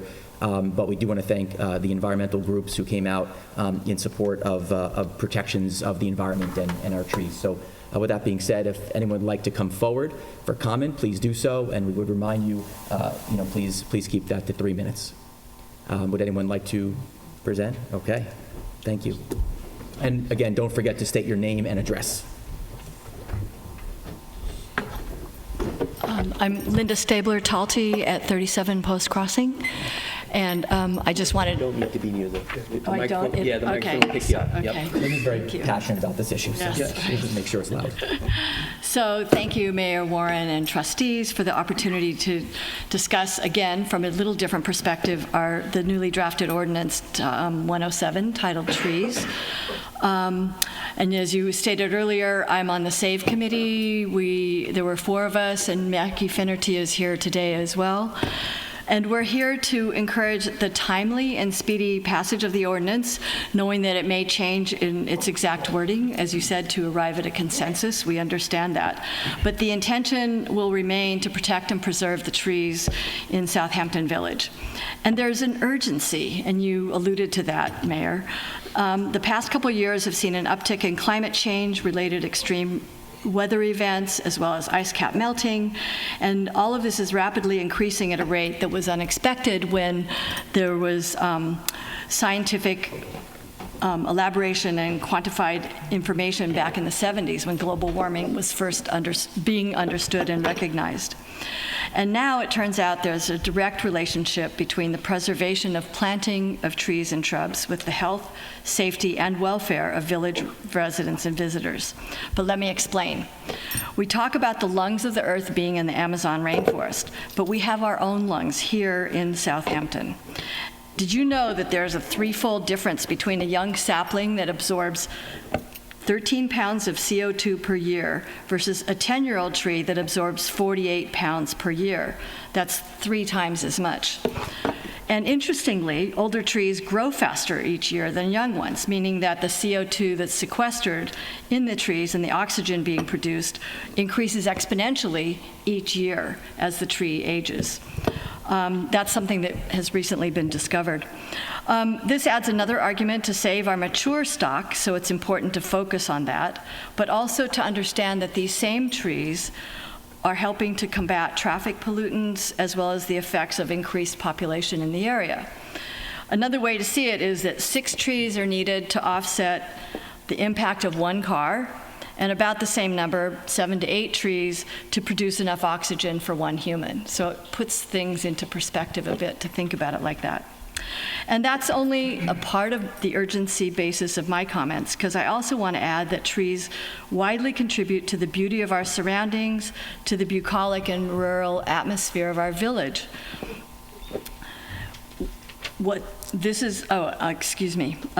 Can you imagine if the trees on Wyandanch were cut down to make way for someone's development plans? I mean, that's horrible to even consider, but those kinds of things are happening on residential lots around the village when owners and developers mow down existing old growth and specimen trees to increase the construction options. So does this make any sense to destroy the environment that gives our village its form, its identity, as well as contributing to the health of the residents and the environment? So to me, the benefits of preserving our trees is palpable, both visually and health-wise. So let's do the right thing and pass the legislation to protect our trees. There we go. 3 minutes. Linda, thank you. Thank you. Thank you. Thank you. Do we have an additional speaker? Walter, are you coming up or just adjusting? Okay, sorry, Walter. Okay, we'll get, I guess we have a gentleman in the back, and Edward will get to you. And Good evening, Mr. Mayor and Village Board members. Don Mahoney, 46 Harvest Lane, Southampton. I'm here tonight not only as a local business owner, but a resident and taxpayer on multiple properties in Southampton Village. As a professional in the landscape and horticultural industry, it is always our goal to first keep and maintain mature trees before removing them. There's great aesthetic value to mature trees as well as adding values to properties. As professionals, we would much rather maintain large mature trees, creating an annuity of revenue for our businesses. Annual maintenance including pruning, cabling, thinning canopies when necessary, shaping, and nurturing trees becomes a consistent source of revenue, where removal is a one-shot deal. As a property owner, I find this a blatant disregard of my rights. I should be able to maintain and improve and enjoy my property the way my family desires. If the law is adopted, it will clearly significantly increase costs to the village, which will then have a direct impact on the taxpayer base. The village, as I've been told, currently does not have a certified arborist on staff. Therefore, a third-party certified arborist would need to be retained to come out and inspect all the plant material prior to a permit being issued. The time involved and the fees with filing permits would become an added expense to the homeowner/taxpayer as an overhead of implementing this process, which cannot be absorbed by the businesses for this filing process. What will the criteria be for determining if said plant material is permitted to be removed? Unless you're using technology such as a resistograph or sonar-based equipment, by looking at a tree from the exterior, you can't tell if the entire center of the tree is rotted, making it structurally unstable. You are also opening up the village. Say that again, you are also opening up the village to a major liability if a permit was denied and then there was an incident with the tree after the permit was denied and it came through someone's house, landed on a car, or even worse, injured or killed someone. The village will clearly be named as negligent and possibly grossly negligent in a suit based on the permit denial. Is the board willing to go on record and take that responsibility for liability? As a taxpayer, I would find it insane and egregious to do so, as potential lawsuits can have a major direct impact on village finances, will then have a direct result on the tax rolls to residents to cover those liabilities. What will be the process if a tree is presenting a true safety concern and needed to be removed immediately? Due to a prolonged permitting process, it is not able to be executed and therefore a liability occurs. Again, that will now be on the village because the permit was filed and being held in limbo waiting to be approved. I think it would be much more proactive and advantageous if the village puts their energy into inspecting the village's mature trees, street trees and parklands, many which we're seeing are hazardous and have been coming down in storms lately.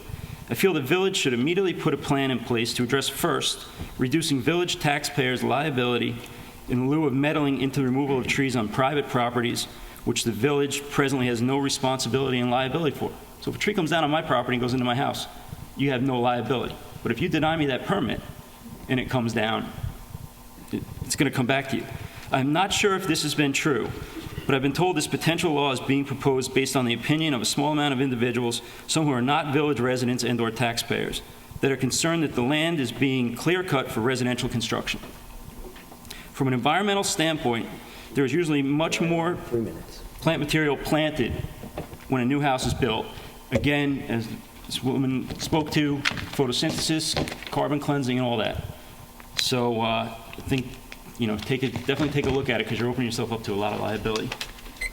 If you have written comments and you'd like to submit the full amount of comments, you could do that as well. Okay. Don, thank you very much. Thank Again, you. we're here to listen and take in everything. Christine. Yes, I see Christine in the back. That's fine, don't worry. It's Christine Sullivan, Liquor. I just have a quick comment. I obviously am not an expert on trees. However, I glanced at this and I find it, sorry, oops, I don't know what I did. I find it absolutely scary to think that if I live on a quarter of an acre, I mean, we're not talking about huge properties here, that there should be a difference between living on a small property and a large property because, in one sense, obviously we all like trees. I had a rotting silver maple that I'd spent $10,000 to remove that was 2 feet from a neighbor's garage that had 2 cars in it, and he wouldn't let me on his property. So the point is that to then be asked to get a surveyor, because I have this misfortune of having had a tree when I bought the place 20 years ago that I thought was shared in my naivete. But I think that that's really to insist that if a tree is 10 feet from a property line, I think it needs to be inspected first I think that they should inspect if they have a problem with it. But I think that's really, as the French would say, pénible. I think it's punishment for the owner. Thank you very much. Edward, come on down. In principle, I'm State your name and address. Edward Simeone, 181 White Street. In principle, I agree with the where this local law wants to go to. And even in my own situation, when I rebuilt my house in 2004, I had a beautiful birch tree that was right against the foundation. And unfortunately, I had to cut it down, and I really didn't want to. I tried to save it. On the village side, I had to have a tree removed, and I thought before I did that, see if there were other solutions. So I believe in preserving the trees. And this law has three parts to it. One is with the existing properties. Second is with clear cutting for new construction, and then for the village trees. Concerning the private properties, I think the law would be burdensome for the homeowner and extremely impractical for the village as well. For the homeowner, I think if it's a property, my own property with my own landscape and my own trees, I should be able to decide what I want to have on my property, whether I want to plant new trees or need to cut some trees without interference from the government. As far as the village is concerned, it's a big problem with even trying to enforce the law.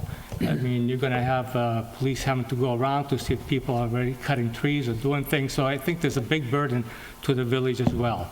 Concerning, it said, clear cutting, I can empathize with that, and but I think it should be modified so that you don't automatically not allow it, but have a homeowner or a builder who wants to clear cut or do new construction, before they do that,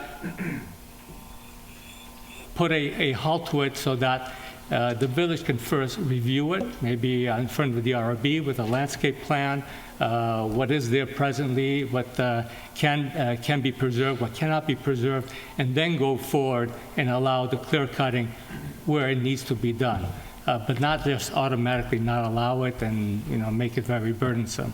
Concerning the village trees, 100%. There should definitely be stronger regulations to preserve them. In my case, when I had to take down the tree, I contacted the village. I had the village look at it.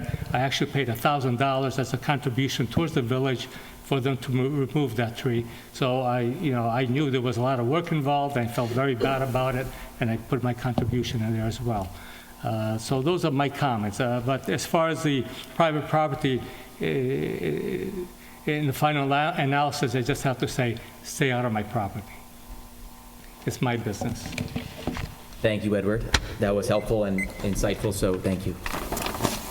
Do we have an additional speaker? I guess there's a gentleman in the front. Maybe we can get to him first.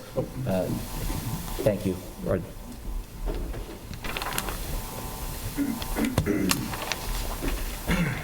Thank you, Mayor and Trustees. Fred Hoffman with Bartlett Tree Experts in Southampton.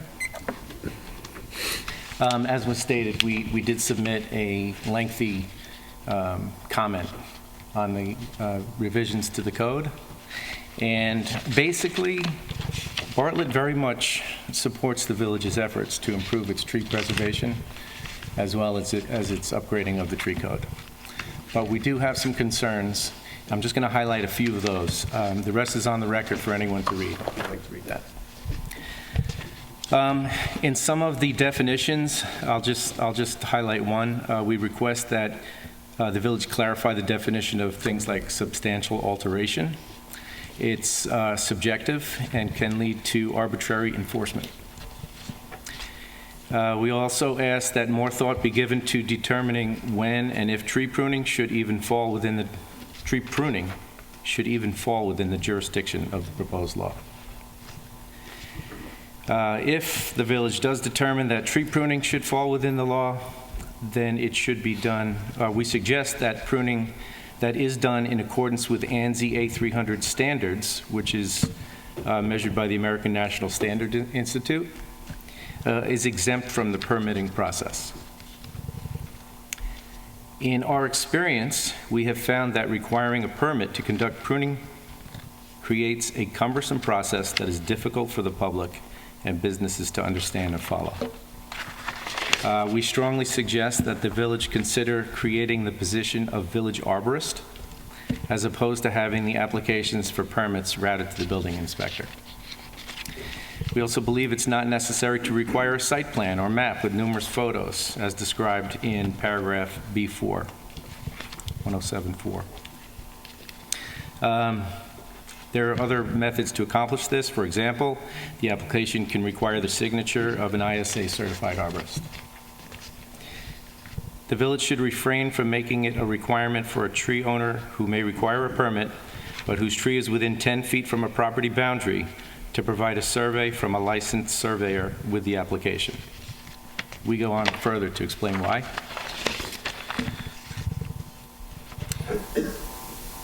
If there's going to be a permitting process, it sounds like there's a considerable amount of paperwork in order to go through with this application, and we'd like the opportunity to see and review the complete application package that we would be asked to submit. We caution the village to use care in exercising its discretion to issue such directives. Without the expertise in place internally, the village will be inviting costly lawsuits if orders are issued requiring property owners to remove or otherwise act on their tree populations, and it is determined afterwards that the village may have acted inappropriately. In conclusion,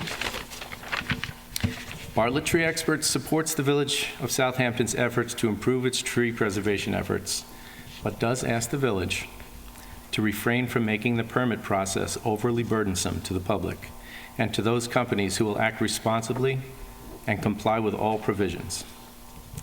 We ask that the village consider our comments and give particular thought to removing pruning activities done in accordance with ANSI A300 standards from the permitting requirement. And strongly consider creating a professional village arborist position to administer the process. Thank you. Thank you very much. That was excellent.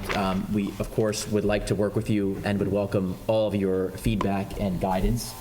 So feel free to submit that to us, whether it's to Russell or to Alexandra. That would be very helpful. And we obviously want to make it so it's easy for businesses to operate, and you're the exact business and person and company that we would like your input from. So thank you. We are available, and we have submitted the entire comment. And I just wanted to, if you'd like to speak about this, Trustee Parrish and Gary Gillespie had an excellent idea for an arborist, so I don't know if you wanted to speak about that now or... Yeah, I'll just make the comment. Great. Gary and I, back in September, has had a quick chat about the value of having some arborists on our staff in the DPW department. So they've taken the initiative, they've taken their tests, and we assume in a few weeks we will have 2. So it's a value in so many different ways, like you said, for the village and their street trees, and developing a maintenance plan going forward for our street trees, which is really important because from what I'm learning, the lives of some of these trees get past the point where they do become dangerous, and having someone on board that allows us to go around and do the things that they do is going to be really, really, really important for public safety in the future. And it also provides, the knowledge of tree biology, diagnosis. We look at the maintenance practices going forward, and safety. It makes this village better informed for us sitting up here as well as residents. So we're on that, and I'm glad you brought that up. Thank you. All right. Thank you.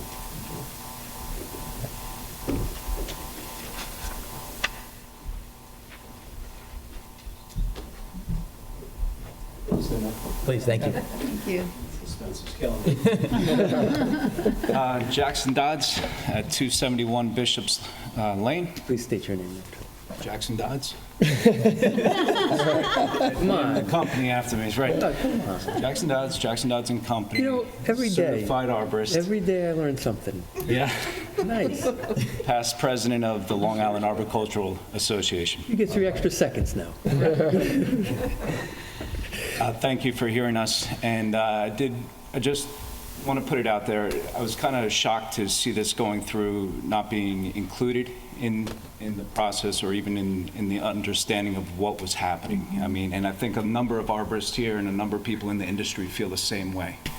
So not that I need to know everything, but I'm very passionate about the trees and I want to save trees as well. I've been doing this over 25 years now, and we've saved a lot of trees in this village, and we want to continue that. Now, as past president of the Arboricultural Association, I've had contact with PSEG in the past, and you don't need to be an arborist to see how they prune and how they cut trees. Pretty aggressive, and contractually that's what they're required to do, but for the big picture it isn't healthy for a lot of the street trees, the village trees. With that said, passing the wording that was presented to PSEG, some of the foremen, some of the higher ups, they gave me responses back that no matter what it is, and it might be something for you to address, to approach them as well, is they're not going to change their ways, let's say, of pruning. And being that those trees are on village property, that they feel that they have the right to maintain their clearance around those lines, it might be something else to address. For private property, whole different story.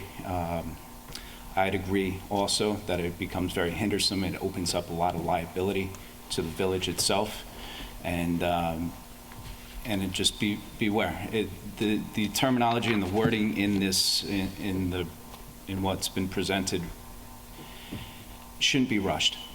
This is not an action that should be rushed. As just like a tree, an improper cut could take years to recover and could be actually more burdensome and damaging to the tree, just like this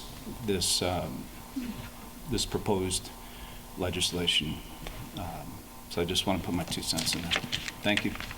Thank you. Thank you very much. And if you wouldn't mind touching base with Russell, our village administrator, we don't really have a way to reach out to specific industries other than our public notice in the newspaper. So if you've got contact information for us, we'd happily reach out, or you could also inform others just to get the word out.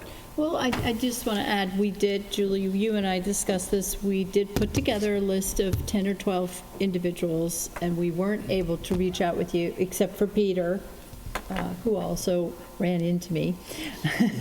But the intent is to really massage this thoroughly and understand all these issues, not in a way here where it's just a one-way discussion, but where we actually sit down over multiple periods and really hash out the legislation. So my apologies for that not having sooner. I mentioned it at the last meeting, but I was away on vacation, and yeah, it's my fault. Yeah, thanks. But that will happen, but it would help if each and every one of you who wish to be involved, I know, Peter, you're obviously there, if we could just get your names and set a date, in the next 3 to 5 days and just start. Thank you. Okay, thank you. You want to say something, Mark? You raised your hand before. Okay. This will do Walter, and then Lane, you see too. Walter, thank you. Lane, thanks for waiting patiently. Walter Scratch, 90 Willie Street, Southampton. Good evening, Mayor and trustees. I just quickly want to say before I say something about the trees that I want to extend a public apology to Brenda Simmons, excuse me, even though she's not here tonight, right now. I lived on Miller Road until I left for college in 1959, and I have a sneaking suspicion that those chickens are actually descendants of my grandfather's chickens, and if he and my mother were here, they would quickly take care of that problem with a really delicious Sunday dinner. So, sorry to Brenda. I wanted to just lend my support to all that I've been hearing and reading about this new proposal regarding the trees. I think I've heard an awful lot of information and read a lot now about the aesthetic value of trees, the environmental value of trees. We heard that tonight, a couple of meetings ago, and I think the SAVE Committee's been working for a couple of years on this problem or this challenge. So it's been studied many times on many fronts. And I think, some people occasionally say that there's something called fake news. I don't know whether that's true or not, but I do think that there's no such thing as fake facts. And the studies that have been done, many of them, those results are in now, and it's kind of hard to ignore them. I think most people who read and think about it would agree that saving our trees is not only important, it's critical. I don't think our goal is necessarily to control our environment. I think we are the environment, and I think the environment is us. I think it works both ways. I think what our goal should be, and I hope is to allow the environment to exist and to thrive. And I think it's time to act. The studies are over. Although more will be coming. We all need to support what's best for us all, not just for a few who might find a bit of personal gain or perhaps monetary satisfaction out of what's happening. Part of what I do is teach business writing classes to adults in various cities around the country from time to time. And I enjoy working with that and them very much.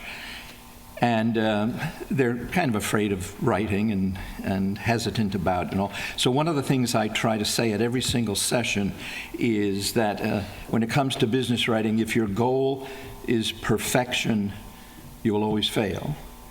But if your goal is progress, you will always succeed. And I think that doesn't just apply to business writing. I think that applies to the things that you do as a team here. And I think I saw that with the work that you did recently on the Gas leaf blowers? you know what I mean. Close to 3 minutes here. I think that the same is true here. I don't think we can wait for perfection because it ain't coming. But I think that what we can do is initiate progress. So I ask you, as a group of knowledgeable, forward-thinking representatives, to take the first step, just as you did, and now I remembered, the leaf blower situation, the legislation. It wasn't and it isn't perfect, but it can be amended, it can be improved, and I'm sure it will be as you go along and as we go along and as it goes along. And I think that's progress. So I think we can do the same here. This is not about preserving the rights of a financial or the financial fortunes of a few. It's really about preserving the very existence of our precious little corner of this fragile planet. And I thank you very much for all your efforts and your time. And I do appreciate all the hard work you do. Thank you very much, Walter. Next up is Lane Bredschneider. We've all been anxiously awaiting this. Thank you. Lane Bredschneider, 57 Lewis Street. I believe I said something like what I'm about to say at another meeting, not of the trustees. I recently had a tree come down during a storm on my property from a neighbor. And this tree landed in my backyard, didn't do any damage to my house, but damaged some furniture and filled up the entire backyard. I immediately went up to the building inspector's office and I said, I have a tree down, what should I do? And he said, well, I'll come and look at it, but you're on private property and there's not really much we can do. He came and looked and said, yes, the tree that came down looks as though it's dead.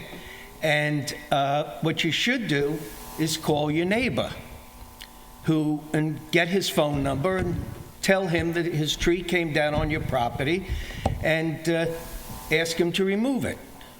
So I then called a friend of mine who's Peter Grealish, who's probably standing behind me. And I said, Peter, could you come over and tell me what to do about this tree? And he looked at it and he said, yeah, the tree's dead, but you should call the neighbor also. And then we had some discussion, and he said to me, you know, if this law that they're trying to pass were in place, it would be about, 3-4 weeks, maybe months before this would be resolved. Well, I called the neighbor. The neighbor came. I didn't even know the neighbor was there, cleaned out my yard, trimmed his tree, and everything was fine, and I didn't have a single problem. I think that putting a law where I'd have to call an arborist or whatever would be absurd. I'm not an attorney. I read that law. I totally don't understand it. I do know that I don't want to see a developer come in and clean whatever it's called, all the trees out, and then go bankrupt or out of business, and then nobody replaces those trees. Why don't we address something like that? One of the ways to address it is to require somebody that wants to clear their property for development to put up a bond, ensuring that they're going to put back the same size trees that they've taken down. But don't give us something like what I've tried to understand, that I don't understand, for the homeowner to have to deal with. I can't afford paying an arborist $1,500 to look at my tree and telling me what to do about it or what. I think there are better ways. But I do agree that we want to put things in place, but it should be reasonable. Thank you. Thank you, Lane. That was very helpful and insightful. And one interesting anecdote I just wanted to share with you is that I went over to the Greek church and they had a convention with the Nature Conservancy and some other religious leaders. And I was speaking with a specialist there who deals with trees, and she had mentioned that there's actually two different words. One is clear cutting, and then one is land clearing. Clear cutting is actually a good thing. It's for farmers, and when you want to clear cut farmland. Land clearing is essentially what you're talking about, where someone comes in and clears out a piece of land. And so the Nature Conservancy is all for clear cutting, but against land clearing, just as far as the syntax goes. Just an anecdote to share. But thank you again for that. I think Mark Antoletti. Oh, yes, okay. Thank you. Been raising his hand. Just let you. Sorry. No, it's fine. No, Please. Sorry. I'm in the way. No, it's fine. Don't worry. Type A. Hi. Hello, evening. My name is Mark Antoletti. I'm a local landscaper here in town. I'm here just to support many of the eloquent words spoken by the very educated people that we heard from tonight. I think it's pretty clear from some of the words that were spoken by some of the experts here that the amount of education, not only formally but continuously and also in the field, is invaluable to the decision you guys have to make, because we all love trees. I'm proud to say that I've probably planted more trees in this village than I've cut down. Some of them are probably 40 years old now and probably cut down already. But what I'm most concerned about, again, is the process that we are looking at here. I've read through this 10 pages. I don't know how many trees were cut down to print all these, but the bottom line is... Touche. The bottom line is, you know, this is now the second time I've stood up here trying to defend an industry that seems to be labeled the bad guy in this town. If it was the blowers, and I get it, and I also get trees, and we all love trees. It's why we're in this business. We got into this business not because we read some report that, you know, the earth had to be saved and we want to save trees. We got into it because we grew to love trees from the beginning.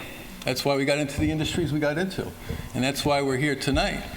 So I really don't need to speak much longer. I know it's a long night. A lot of eloquent words have been spoken. I just want to implore you to please do not rush into this, because what you are going to create, and I don't know how many professional arborists went into the creation of this, or whether this was done by lawyers. I don't know who wrote all this, but there's a lot in here, and you are going to create quite a mess in this village in terms of a process and the litigation and the openness to liability. And that's really all I want to say, is just please put a brake on it. We had some beautiful discussions in regards to the blowers. I know pesticide use is coming down the pike. We all want to see a beautiful village. We all want to see a healthy village. But there's a lot here that I think needs to really be carefully looked at before it is made law. Thank you. Thank you very much. Thanks, Mark. By the way, nice write-up about your family business. That was nice.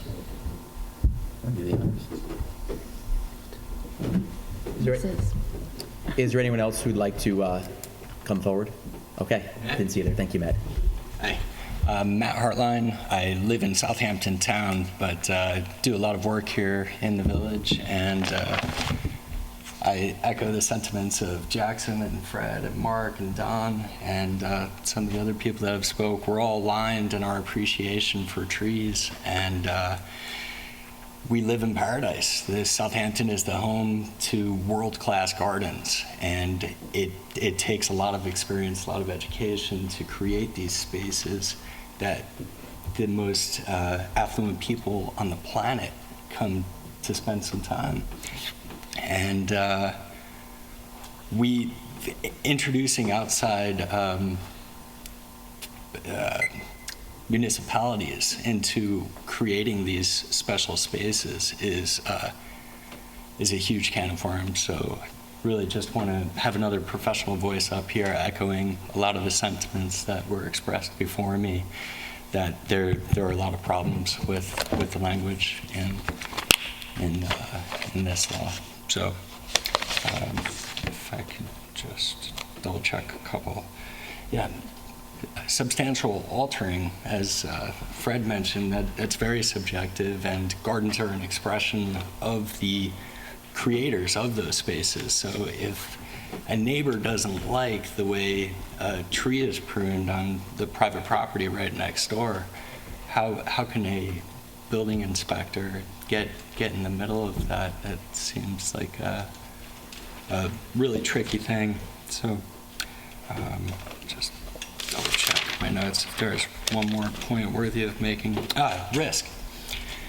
There's inherent risk associated with the beauty of living with trees, and different people have different thresholds for risk. Some people would go down with a tree that they love. That'd be fine, but other people don't want to take these chances, and there are a lot of nuances with the choices of whether or not to remove a tree. So we've got a huge a wealth of experience in the field here that all care about trees. So I'd be happy to participate as well as you go through this and protect our trees. I completely agree with clearance restrictions, and I think that's where the biggest ecological, most detrimental ecological impacts are made. And another point is, there are invasive species of trees that can become a 5-inch caliber tree in no time at all. And if you need a permit to take an ailanthus down that's sprouted up 2 feet away from your bedroom window, that's kind of silly. So probably over 3 minutes by now. Right there. All right, great. Thank you. Thank you, Matt. Thank you very much. I'll do Mackie, and then we can move in this direction. Okay, thank you.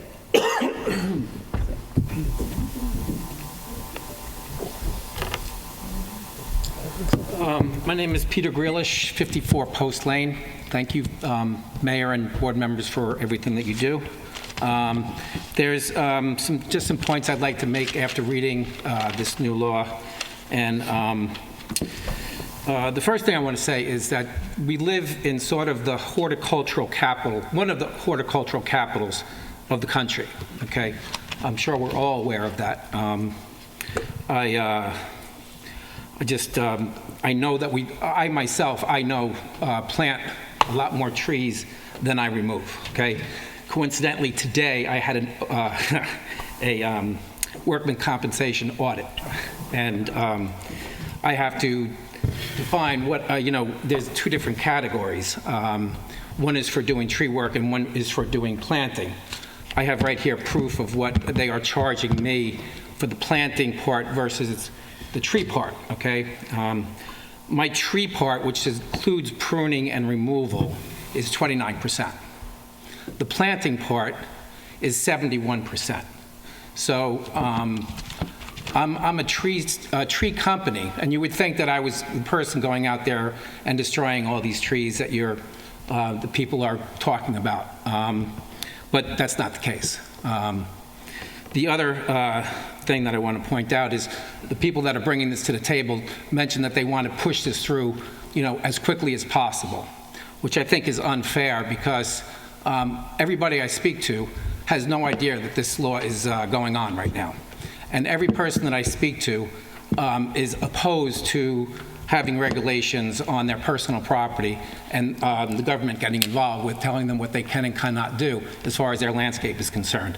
I am, as a village property owner, feel the same way. I just think that you're opening up a large can of worms and a burden for the village as far as trying to, monitor this and enforce it. The amount of work that goes on in this village in horticulture is amazing, okay? And I think most of the work being done is for the benefit of the properties. And more trees are being planted than are being removed. So I find it unnecessary to some degree to tell a homeowner what they can and cannot do on their own property. As far as land clearing and stripping lots, that's a different situation than what you're proposing. And I believe that something should be done about that. As far as the village street trees are concerned, I wholeheartedly believe that you have a beautiful program here where you take care of trees, and we live in Tree Village here. And somebody mentioned Wyandanch Lane and taking the trees down in Wyandanch Lane. Why would that even be brought up? I mean, that just makes no sense at all. Using that as a leverage to vote this in, taking the trees down on Wyandanch Lane, does not come into play here. I call the village all the time to ask permission. If a homeowner wants to prune a tree on the village, I certainly call the village. Paul Murphy, I spoke to him yesterday about actually pruning trees on Wyandanch Lane and another couple of trees on Pelletreau. So I'm doing what I'm supposed to do right now to add extra burdens, and it's just going to increase taxes and be a real pain in the butt for village homeowners. Thank you. Thank you, Peter. And again, we are here to listen to you. That's our job. So we're going to do that, move slowly, work with you and the industry on this. I think more people have to know about what's going on here, because everybody I talk to, they have no idea that this has been going on. I read the Southampton Press every week. See nothing about this. You can't yell. Yeah, can't yell out. We do. We do encourage people to sign up and look at our social media. Obviously, that appears to be, one of the ways that a lot of people are receiving this information. We do advertise it as a public notice. I think one of the things that is important when you live in a small village is to take just a couple of minutes and read the public notices each week, but also, we are working on systems for people to sign up to get notified when we're having public hearings, when we're having important meetings. I know that this board is very supportive of technology to get the word out, and any way that people can think of to improve how we can get the word out on what this village is doing, we also accept that feedback as well. Thank you, Russell.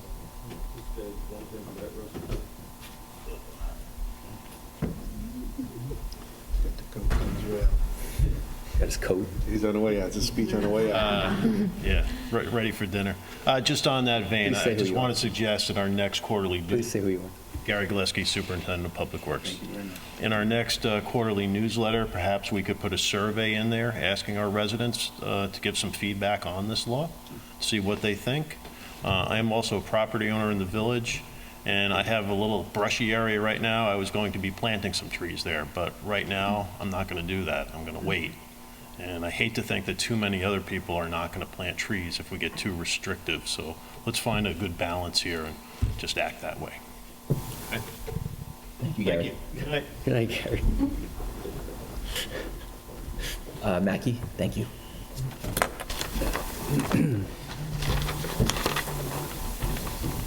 You okay? Good evening, I'm Mackie Finnerty, 90 Woolley Street, Southampton Village. People seem to think that they're ignorant about this issue, which I find absolutely shocking. We went through the same process 4 years ago with presentations, newspaper articles, everything. Also, the Planning Commission, who hired an outside consultant to tell them what are the best things this village could do that they're not doing. That was at least 4 years ago. On that agenda, which was heard at that time and talked about at several meetings, was stop cutting down your trees. Don't let anything cut down. I think they had a 7 caliper on it. And we had a public meeting just, I think, about a month ago. So I don't know where people are. It's televised. Each one of these things have been televised. You can even get tapes about it from 4 years ago and now. The Planning Commission just considered again. So this was no secret or no attempt. Also, we're acting like we're inventing the wheel here.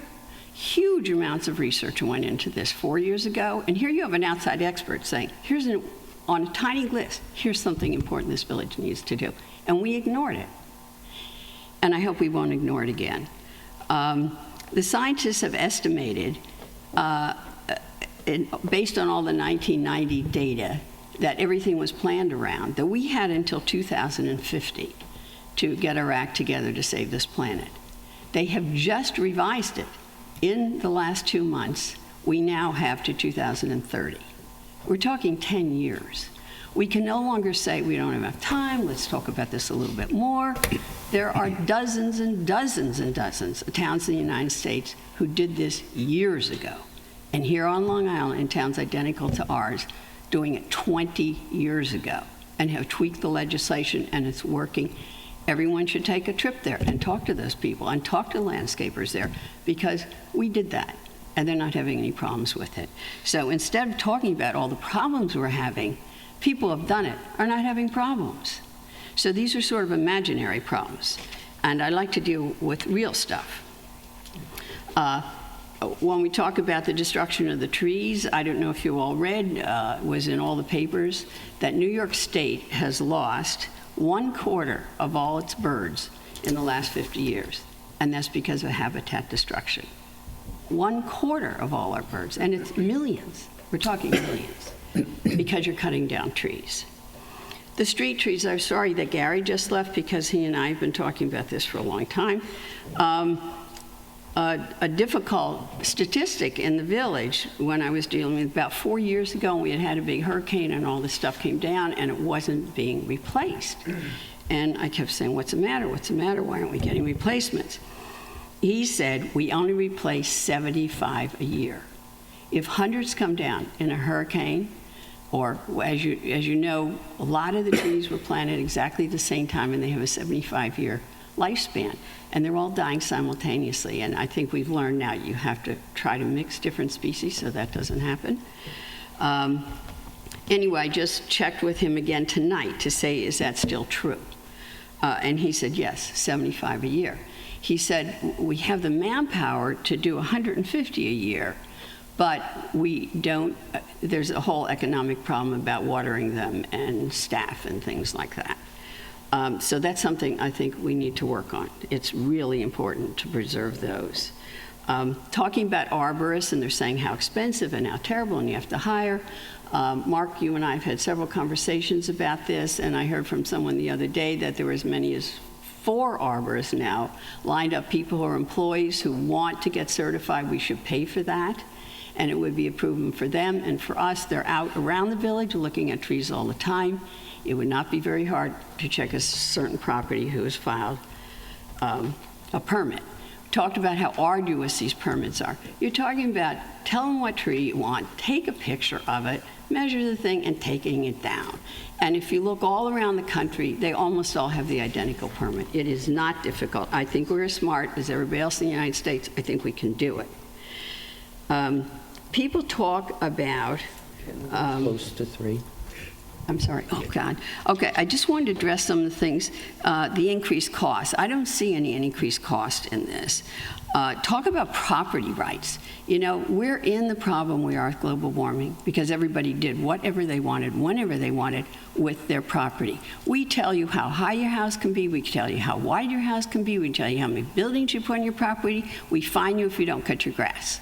So don't tell me that we don't tell you what to do with your property. We do when it's in the public interest, and this is extremely in the public interest. Talking about trees that fall down on your property in a storm, we had that identical situation with me and a neighbor in the hurricane. We just talked to each other, hired a guy, he cut it up. It had nothing to do with the town, and that does not come into this legislation. And when Gary was talking about having a brush area, and he wants to plant a tree, this doesn't address, if you have a brush area, you can put a tree in it. It has nothing to do with this legislation.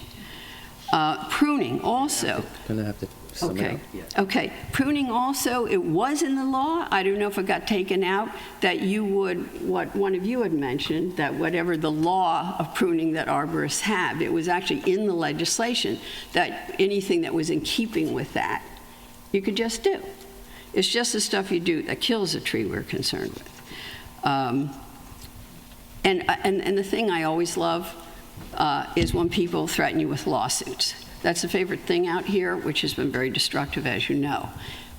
You should have immunity from the decisions you make, and I'm sure you do. And you can't stop people who want to solve everything by filing lawsuits. You can't stop it if a tree falls on someone's house that you had nothing to do with. It's just because you made a decision, your decision should be immune under the law everywhere, and I assume it's the law here.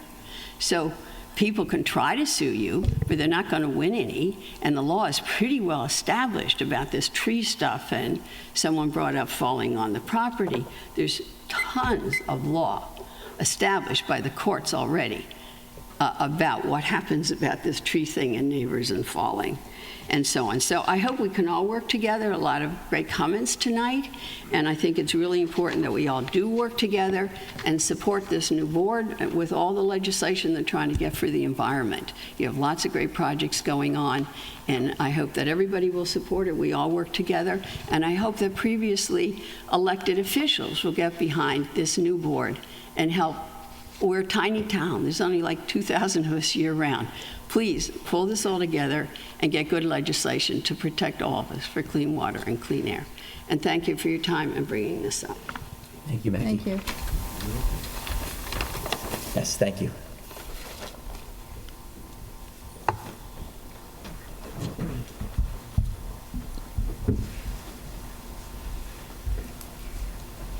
Deborah Bates on Walnut Street.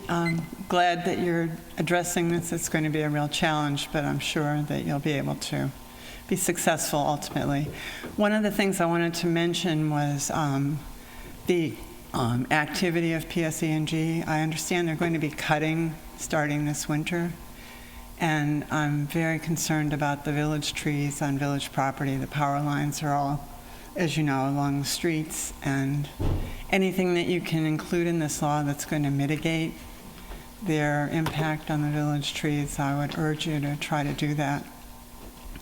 It can be very destructive. At the very least, they should have to notify the village when and where they're going to be cutting, and they should be supervised, because I've seen some real butchering on public trees, and I think you should try to avoid that. I know it's a tough situation with the utility. They've got a lot of authority, But anything you can do in that line, I think, would be very important. So I urge you to do that. Thank you. Thank you. Deborah? Are there any additional speakers? Okay. So with that said, we really appreciate all of the comments. We're open to working and listening to every single person that spoke today, particularly the team from Bartlett and everyone in the in the tree industry. We'd like to hear your feedback and comments. We'd like to work with you, sit down and go over this line by line if you'd be willing to dedicate your time to do so. That's all we ask, is if you're willing to volunteer some of your time, because we want to address everybody. And as they say sometimes, a good compromise is when no one is happy, but ultimately we would like to make everyone happy in reviewing this. And so we would appreciate your time and thank you for coming. So I think with that being said, if the board thinks it's a good idea, I'd like to make a motion. I'd like to adjourn it, so we all sort of make sure that sounds good, okay? So with that said, I'd like to make a motion to adjourn this hearing. Now the question, Russell, is when we should adjourn it to. I think we do need a little bit of time, so I'm not sure if it makes sense to adjourn it to our next meeting, but maybe give us at least a month to go and meet with everybody and bring everyone to the table. So our first meeting in December would be approximately 30 days, so that would be on December 12th. Okay. I think that would give us a good amount of time to get some input and not rush into it for the next board meeting. So, Could I ask a favor, if everyone could just give Julie their best contact? Oh, she's already on it. So we could pick a couple of dates in the next 2 weeks that work best for you. okay. Thank you. So which is the date for the next, the meeting in 2 weeks? It would be, The 12th of December. the 12th of December would be the first meeting in December. All right. So we'd like to make a motion to adjourn this to the 12th of December. Second? Second. All in favor? Aye. And this can be discussed at the next meeting too, but this That's- is, yeah, Right. so that's people part of know it. that, you can still come up. And we're all available, by the way. I know I'm available 24/7, phone, email. I know a lot of our trustees are also available. Not 24/7. Okay. I don't know. We got a couple trustees about 1, 2 o'clock. No, they are available 24/7. So thank you. So Email is available 24/7. we'll get back to it. You get a responder now. So are you. I know. Where's Martyr? See, Martyr? Martyrs is Bridgehampton, but I don't see I know, them but here.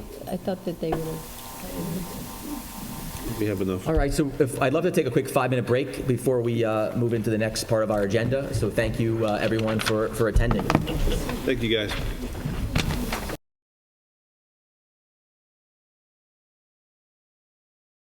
Are we, Charlie, let us know when you're ready to go.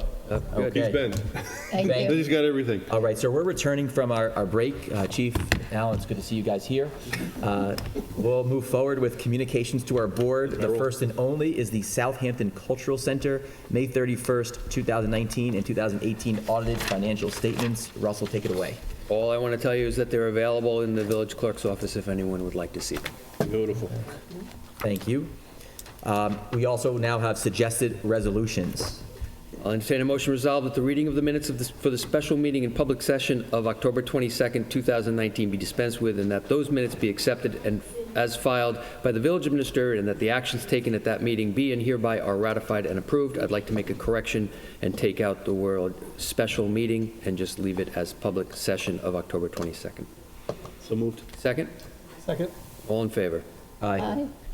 Entertain a motion resolved that the claims for the warrants dated November 14th, 2019, $680,025.28 for warrant number 9, general fund, and $23,097.40 warrant number 6, capital reserve fund, be audited and approved. So moved. Second? Second. Go over the bills for over $1,000. There's going to be a number of claims tonight that are going to be SCAR settlements. That's Small Claims Assessment Review.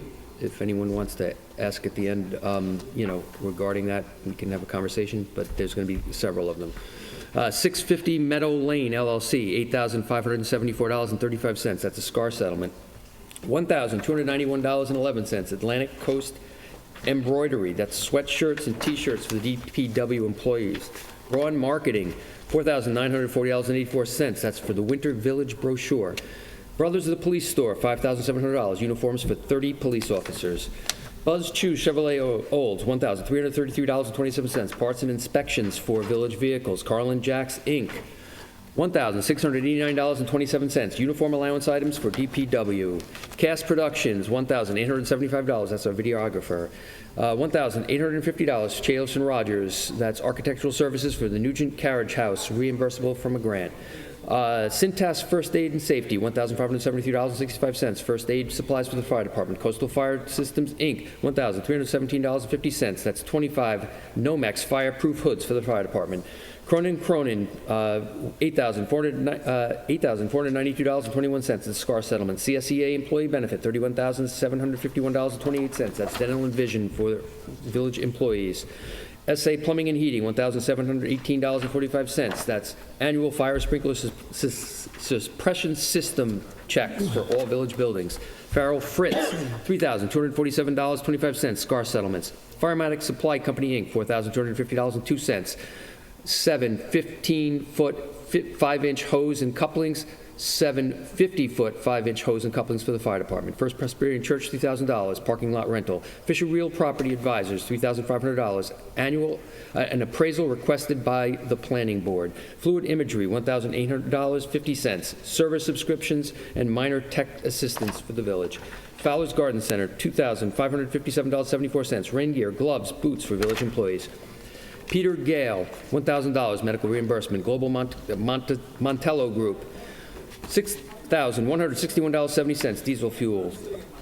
Granger, $1,769.31 supplies for multiple departments. Herrick Hardware, $3,382.25 supplies for multiple departments. Ingerman Smith, $4,200 legal expenses for a legal matter. Johnson Electrical Construction, $1,420 traffic signal maintenance. Copel, Martone, and Least, LLC, $7,354.60. SCAR settlement. Morgan Auto, $3,451.60. Auto parts for the village fleet. Nassau Diagnostics, $1,355. Physicals for the fire department. Nelson Pope and Voorhees, $5,532.50. Consulting services for the village boards. Norsec and Son, $7,152.50. Solid waste services. New York State Employees Health Insurance, $369,473.36. Medical insurance for village employees. Office of State Comptroller, $29,102. The state portion of fines from the Justice Court. Optimum, $2,460.96. Data Internet services for village-wide services. Peconic Fire Equipment Distributors, $1,258.49. Fire extinguisher services. Penflex, Inc., $6,996. Annual administrative service charge for the LoSAP for the fire department. Peterbilt, New York, $15,119.16. Complete engine rebuild for 2007 Peterbilt 335 dump truck. Petro Home Services, $1,292.42. That's heating oil. Press Express News Group, $2,592.38. Advertising for the LEAF program, employee vacancies, and legal notices. Professional estate care, $5,000. Replace and plant 2 5-caliper sunset maples at Agawam Park and Pond Lane. PSE&G, $12,267.84. Utility services for village facilities. Elbert Robinson, $48,740. That's legal services to the ARB from 4/8/19 through 11/12/19, and planning board services from 1/4/19 through 11/13/19. Ronco, $3,706.65. Paper supplies for building maintenance. Jeffrey Rosenblum, $1,940.90. SCAR settlement. Shade Tree Nurseries, Inc., $1,200. 10 shade trees for the Parks Department. Bippy Siegel, $7,425.74. It's a SCAR settlement. Susan Stevenson, $1,065. Medical reimbursement. Suburban Propane, $5,119.62. That's propane delivery. Vehicle Tracking Solutions, $1,271.47. GPS for the fleet. Verizon Wireless, $2,860.15. That's cell service for village-wide. That is the general fund. The capital disbursements, D2 food equipment repair services, $2,120. That's the wash and rinse table for the fire department as per a village board resolution. High Tech Fire and Safety Incorporated, $3,178.70. Dry suits and parkas For the fire department, as per a village board resolution, Jeffrey T. Butler, $7,200. That's architect services for the ambulance. PMC Associates, $5,242. That's chairs for the public safety dispatchers as per a village board resolution. Suburban Propane, $5,000. Propane tank installation for the ambulance barn. There are no questions. All in favor? Aye. Aye. Resolved that the Board of Trustees hereby approves the attached schedule of budget transfers to eliminate line item mortgages for the period ending November 14th, 2019. So moved. Second. Second. We have street lighting supplies, $5,000 in. Buildings, contractual services, $5,000 out. Cooper's supplies, $5,002 in. Cooper's miscellaneous, $3,002 out. Cooper's contractual services, $2,000 in, $2,000 out. No questions? All in favor? Aye. Entertain a motion resolved that the Board of Trustees directs the village administrator to publish a notice to bidders for the Pierce Concert House Historic Restoration Phase 1 framing lumber. So moved. Second? Second. All in favor? Aye. Resolved that the Board of Trustees directs the village administrator to publish a notice to bidders for the Pierce Concert House Historic Restoration Phase 1 windows. So moved. Second. Second. All in favor? Aye. Resolved that the Board of Trustees approves the hiring of Janine Brenner as a part-time Justice Court clerk in the Justice Court at a rate of $23 per hour effective November 15, 2019. So moved. Second. Second. All in favor? Aye.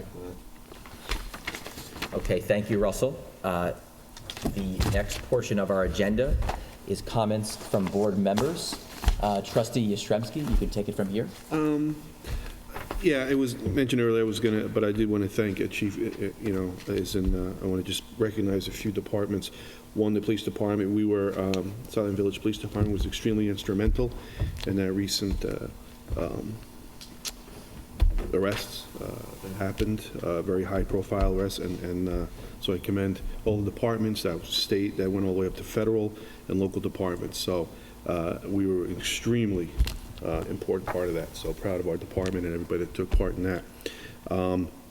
Also proud of another employee today in group. I think somebody mentioned earlier, but a whale did wash up today by Halsey Neck. I actually was down there and saw that and was speaking with Robert Giovanni, who runs the nature, no, it's got a different name, but the Conservancy, comes and does this. Forgive me, I get that wrong. But it was a 22-foot long humpback, and Steve Elliston, we had several of our crew that came down, but Steve Elliston, who's our heavy equipment operator, came down with the little backhoe and moved to this animal, deceased animal, for the benefit from where it was in the water to higher up on the beach, so the group can do their studies. And watching him work without destroying anything, and namely the carcass, was very impressive. So it was, again, a good group of guys that showed up, and mainly, especially Steve. The way he handled it was very impressive. You watched him do it, and the way he positioned the machinery was very impressive. So two things I just had to say. That's the Atlantic Marine Conservation Society, known as AMCS. Thank you. Out of Riverhead. And it's been different versions. Yes. It was Okino's before, and it was part of Riverhead, but actually now it's in Hampton Bays. The same person is running it, just different groups now. Very good stuff. That's all I got.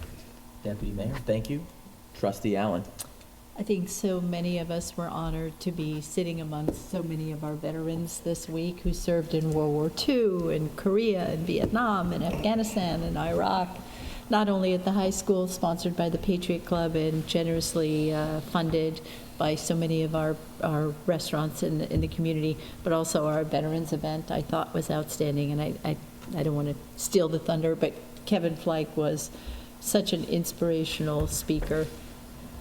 I was very happy to hear that early voting was a big success this year, and thank you, Albany, for passing that. This morning I spent the day with the League of Women Voters, which sponsored a session for high school women, young women, on what it takes to run for office and also encourage them to conduct some early registration. So I had a thought, and I know Julie can always figure something out with her magic, but perhaps we could put their little instruction sheet here in Village Hall and an early registration, offer early registration forms, because now that you're 16 years old, you're able to register. So when when you turn 18, you don't have to scramble in case it's a day before the election. So that was a very good event this morning. Thank you, Jody Roth and all of the ladies who put that on, and they invited many of the female elected officials to speak about their experiences today. And then just a general quick update on what we're working on in the sense of where we're heading. Thank you, obviously, Russell, the mayor, and a couple of others. Our agenda process was, our draft agenda was on a week before the meeting for today, and I think that was very helpful. We received a lot of good compliments on that. We had our business task force committee kickoff last Friday. Julie, feel free to chime in here. Thank you so much for all of the 8 individuals who joined. Again, our mission is to strengthen and create a vibrant and more walkable and livable destination. It's not a me thing, it's a whole board thing. As Shannon Willie had said, let's start about discussing what's so great about Southampton Village. So we had a brainstorming session on that. We came up with a whole list of great things. And then we even have some 3 to 4 immediate action items. And I don't want to steal the thunder from other people, but they were thrilled about the as you had pointed out earlier, the storefront legislation and art pilot. They're thrilled about the Festival of Lights and the fireworks, along with the music that I know Trustee Parrish is working on. So they're going to actually cut their teeth on a social media campaign to get the news out, because one of the big gaps that they identified in the group, yet to be tested, is that so many of our businesses don't know when we have these terrific events, and so they don't coordinate by staying late. So we have crowds of people coming in, and we have stores that are closed, and it's not that hard to put it together. So thinking about one-stop shopping in terms of information of goings on within the village. We had a meeting with the Economic Development Council, and I won't go there, but they offer a lot of tax breaks, tax incentives, mostly to manufacturing. We had a good first meeting. We need to read up. Our submissions aren't due until the next summer. And just a plug, on behalf of the senior committee, we have our holiday party on December 12th, and the RSVPs are already ramping up quickly. So if you want to go, call Lori Collins at the Southampton History Museum. Thank you. That was excellent. Thank you very much. All right, Trustee Parrish. Thank you. Again, to echo some of the other comments about Veterans Day, it was special. It was nice to be part of it in this capacity now, but also just being part of the whole small town. And that's what's such a great thing about being in a community like this, where you really do, on these special holidays, really get a feeling of belonging and being part of something. So that was great. Gary, he was here. I want to thank him for coordinating all the effort with the paving. It actually got done when it was supposed to, which when you get a government involved in trying to get things done on time, that's pretty miraculous. But he did. It got done. Job's Lane was done by Tuesday by 1 o'clock, which was fantastic. And he coordinated all that with the company Rosemar. I'll give Rosemar credit, because they're the ones that paved it. They actually went about an hour and a half early on Tuesday morning to beat the rain, to make sure that they got that done so Job's Lane would be reopened. So both of those streets were reopened by about 1 o'clock each day. And Julie, did you get one call complaining about? That is a home run. And that has a lot to do with communication, going to the businesses, letting them know what was going on, and they're very appreciative. Charlie, can you get over to United We Laugh here, the big poster? I just want to talk about that again, because that's coming up this week. Actually, a week from today, next Thursday, November 21st. I spoke about it last meeting. It is the big flyer, United We Laugh. It is a comedy show that is very thought-provoking. Stand up to break through. I have been to 2 of them. It is hilarious. It is thought-provoking, and it makes you feel good when you left. There's going to be 4 comedians. They are all from diverse backgrounds.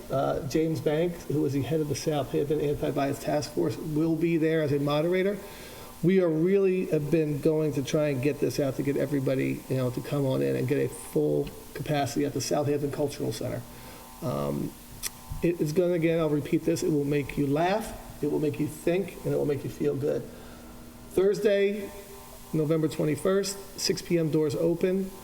7 p.m. the show starts. It is a 2-act show. The first act is the comedians. The second act is where the comedians get together and they actually start to become interactive with the audience. It's great. And we also have invited at least 10 students from the high school to come as guests so we can really have a good turnout amongst some younger people also. Again, at the Southampton Cultural Center, Thursday, November 21st. I encourage everybody to come. It is a real good night. Lastly, holiday windows while we're there. Charlie, if you can get right back on that. We spoke about this last time, but we have the Southampton Beautification Committee has decided to do something fun for the holidays to get the windows glowing and festive and fun. So it's a holiday windows decorating contest. It will be, kickoff will be the 30th of November, which coincides with our big, parade of lights and tree lighting, and as we all know now, the spectacular fireworks pyrotechnic show. I was able to walk around to a lot of the businesses and personally hand deliver these and speak to people, and it was really good to see people that were excited to be engaged and excited to really want to do something to get this village really bright and get people to come on down and see what we have. So we've gotten a lot of good responses. We will be sending out an email blast, which Julie has been fantastic at getting together over the last week. And so we're really expecting something pretty fun this year, and kicks off with the big holiday. There will be a contest. We have 3 different prizes donated already by our local merchants, and the winner will be announced December 18th. And I am finished. Thank you. With good stuff. That was excellent. We're really excited also about the window contest. Want to have a contest, you and I, with windows? $5? We can combine both.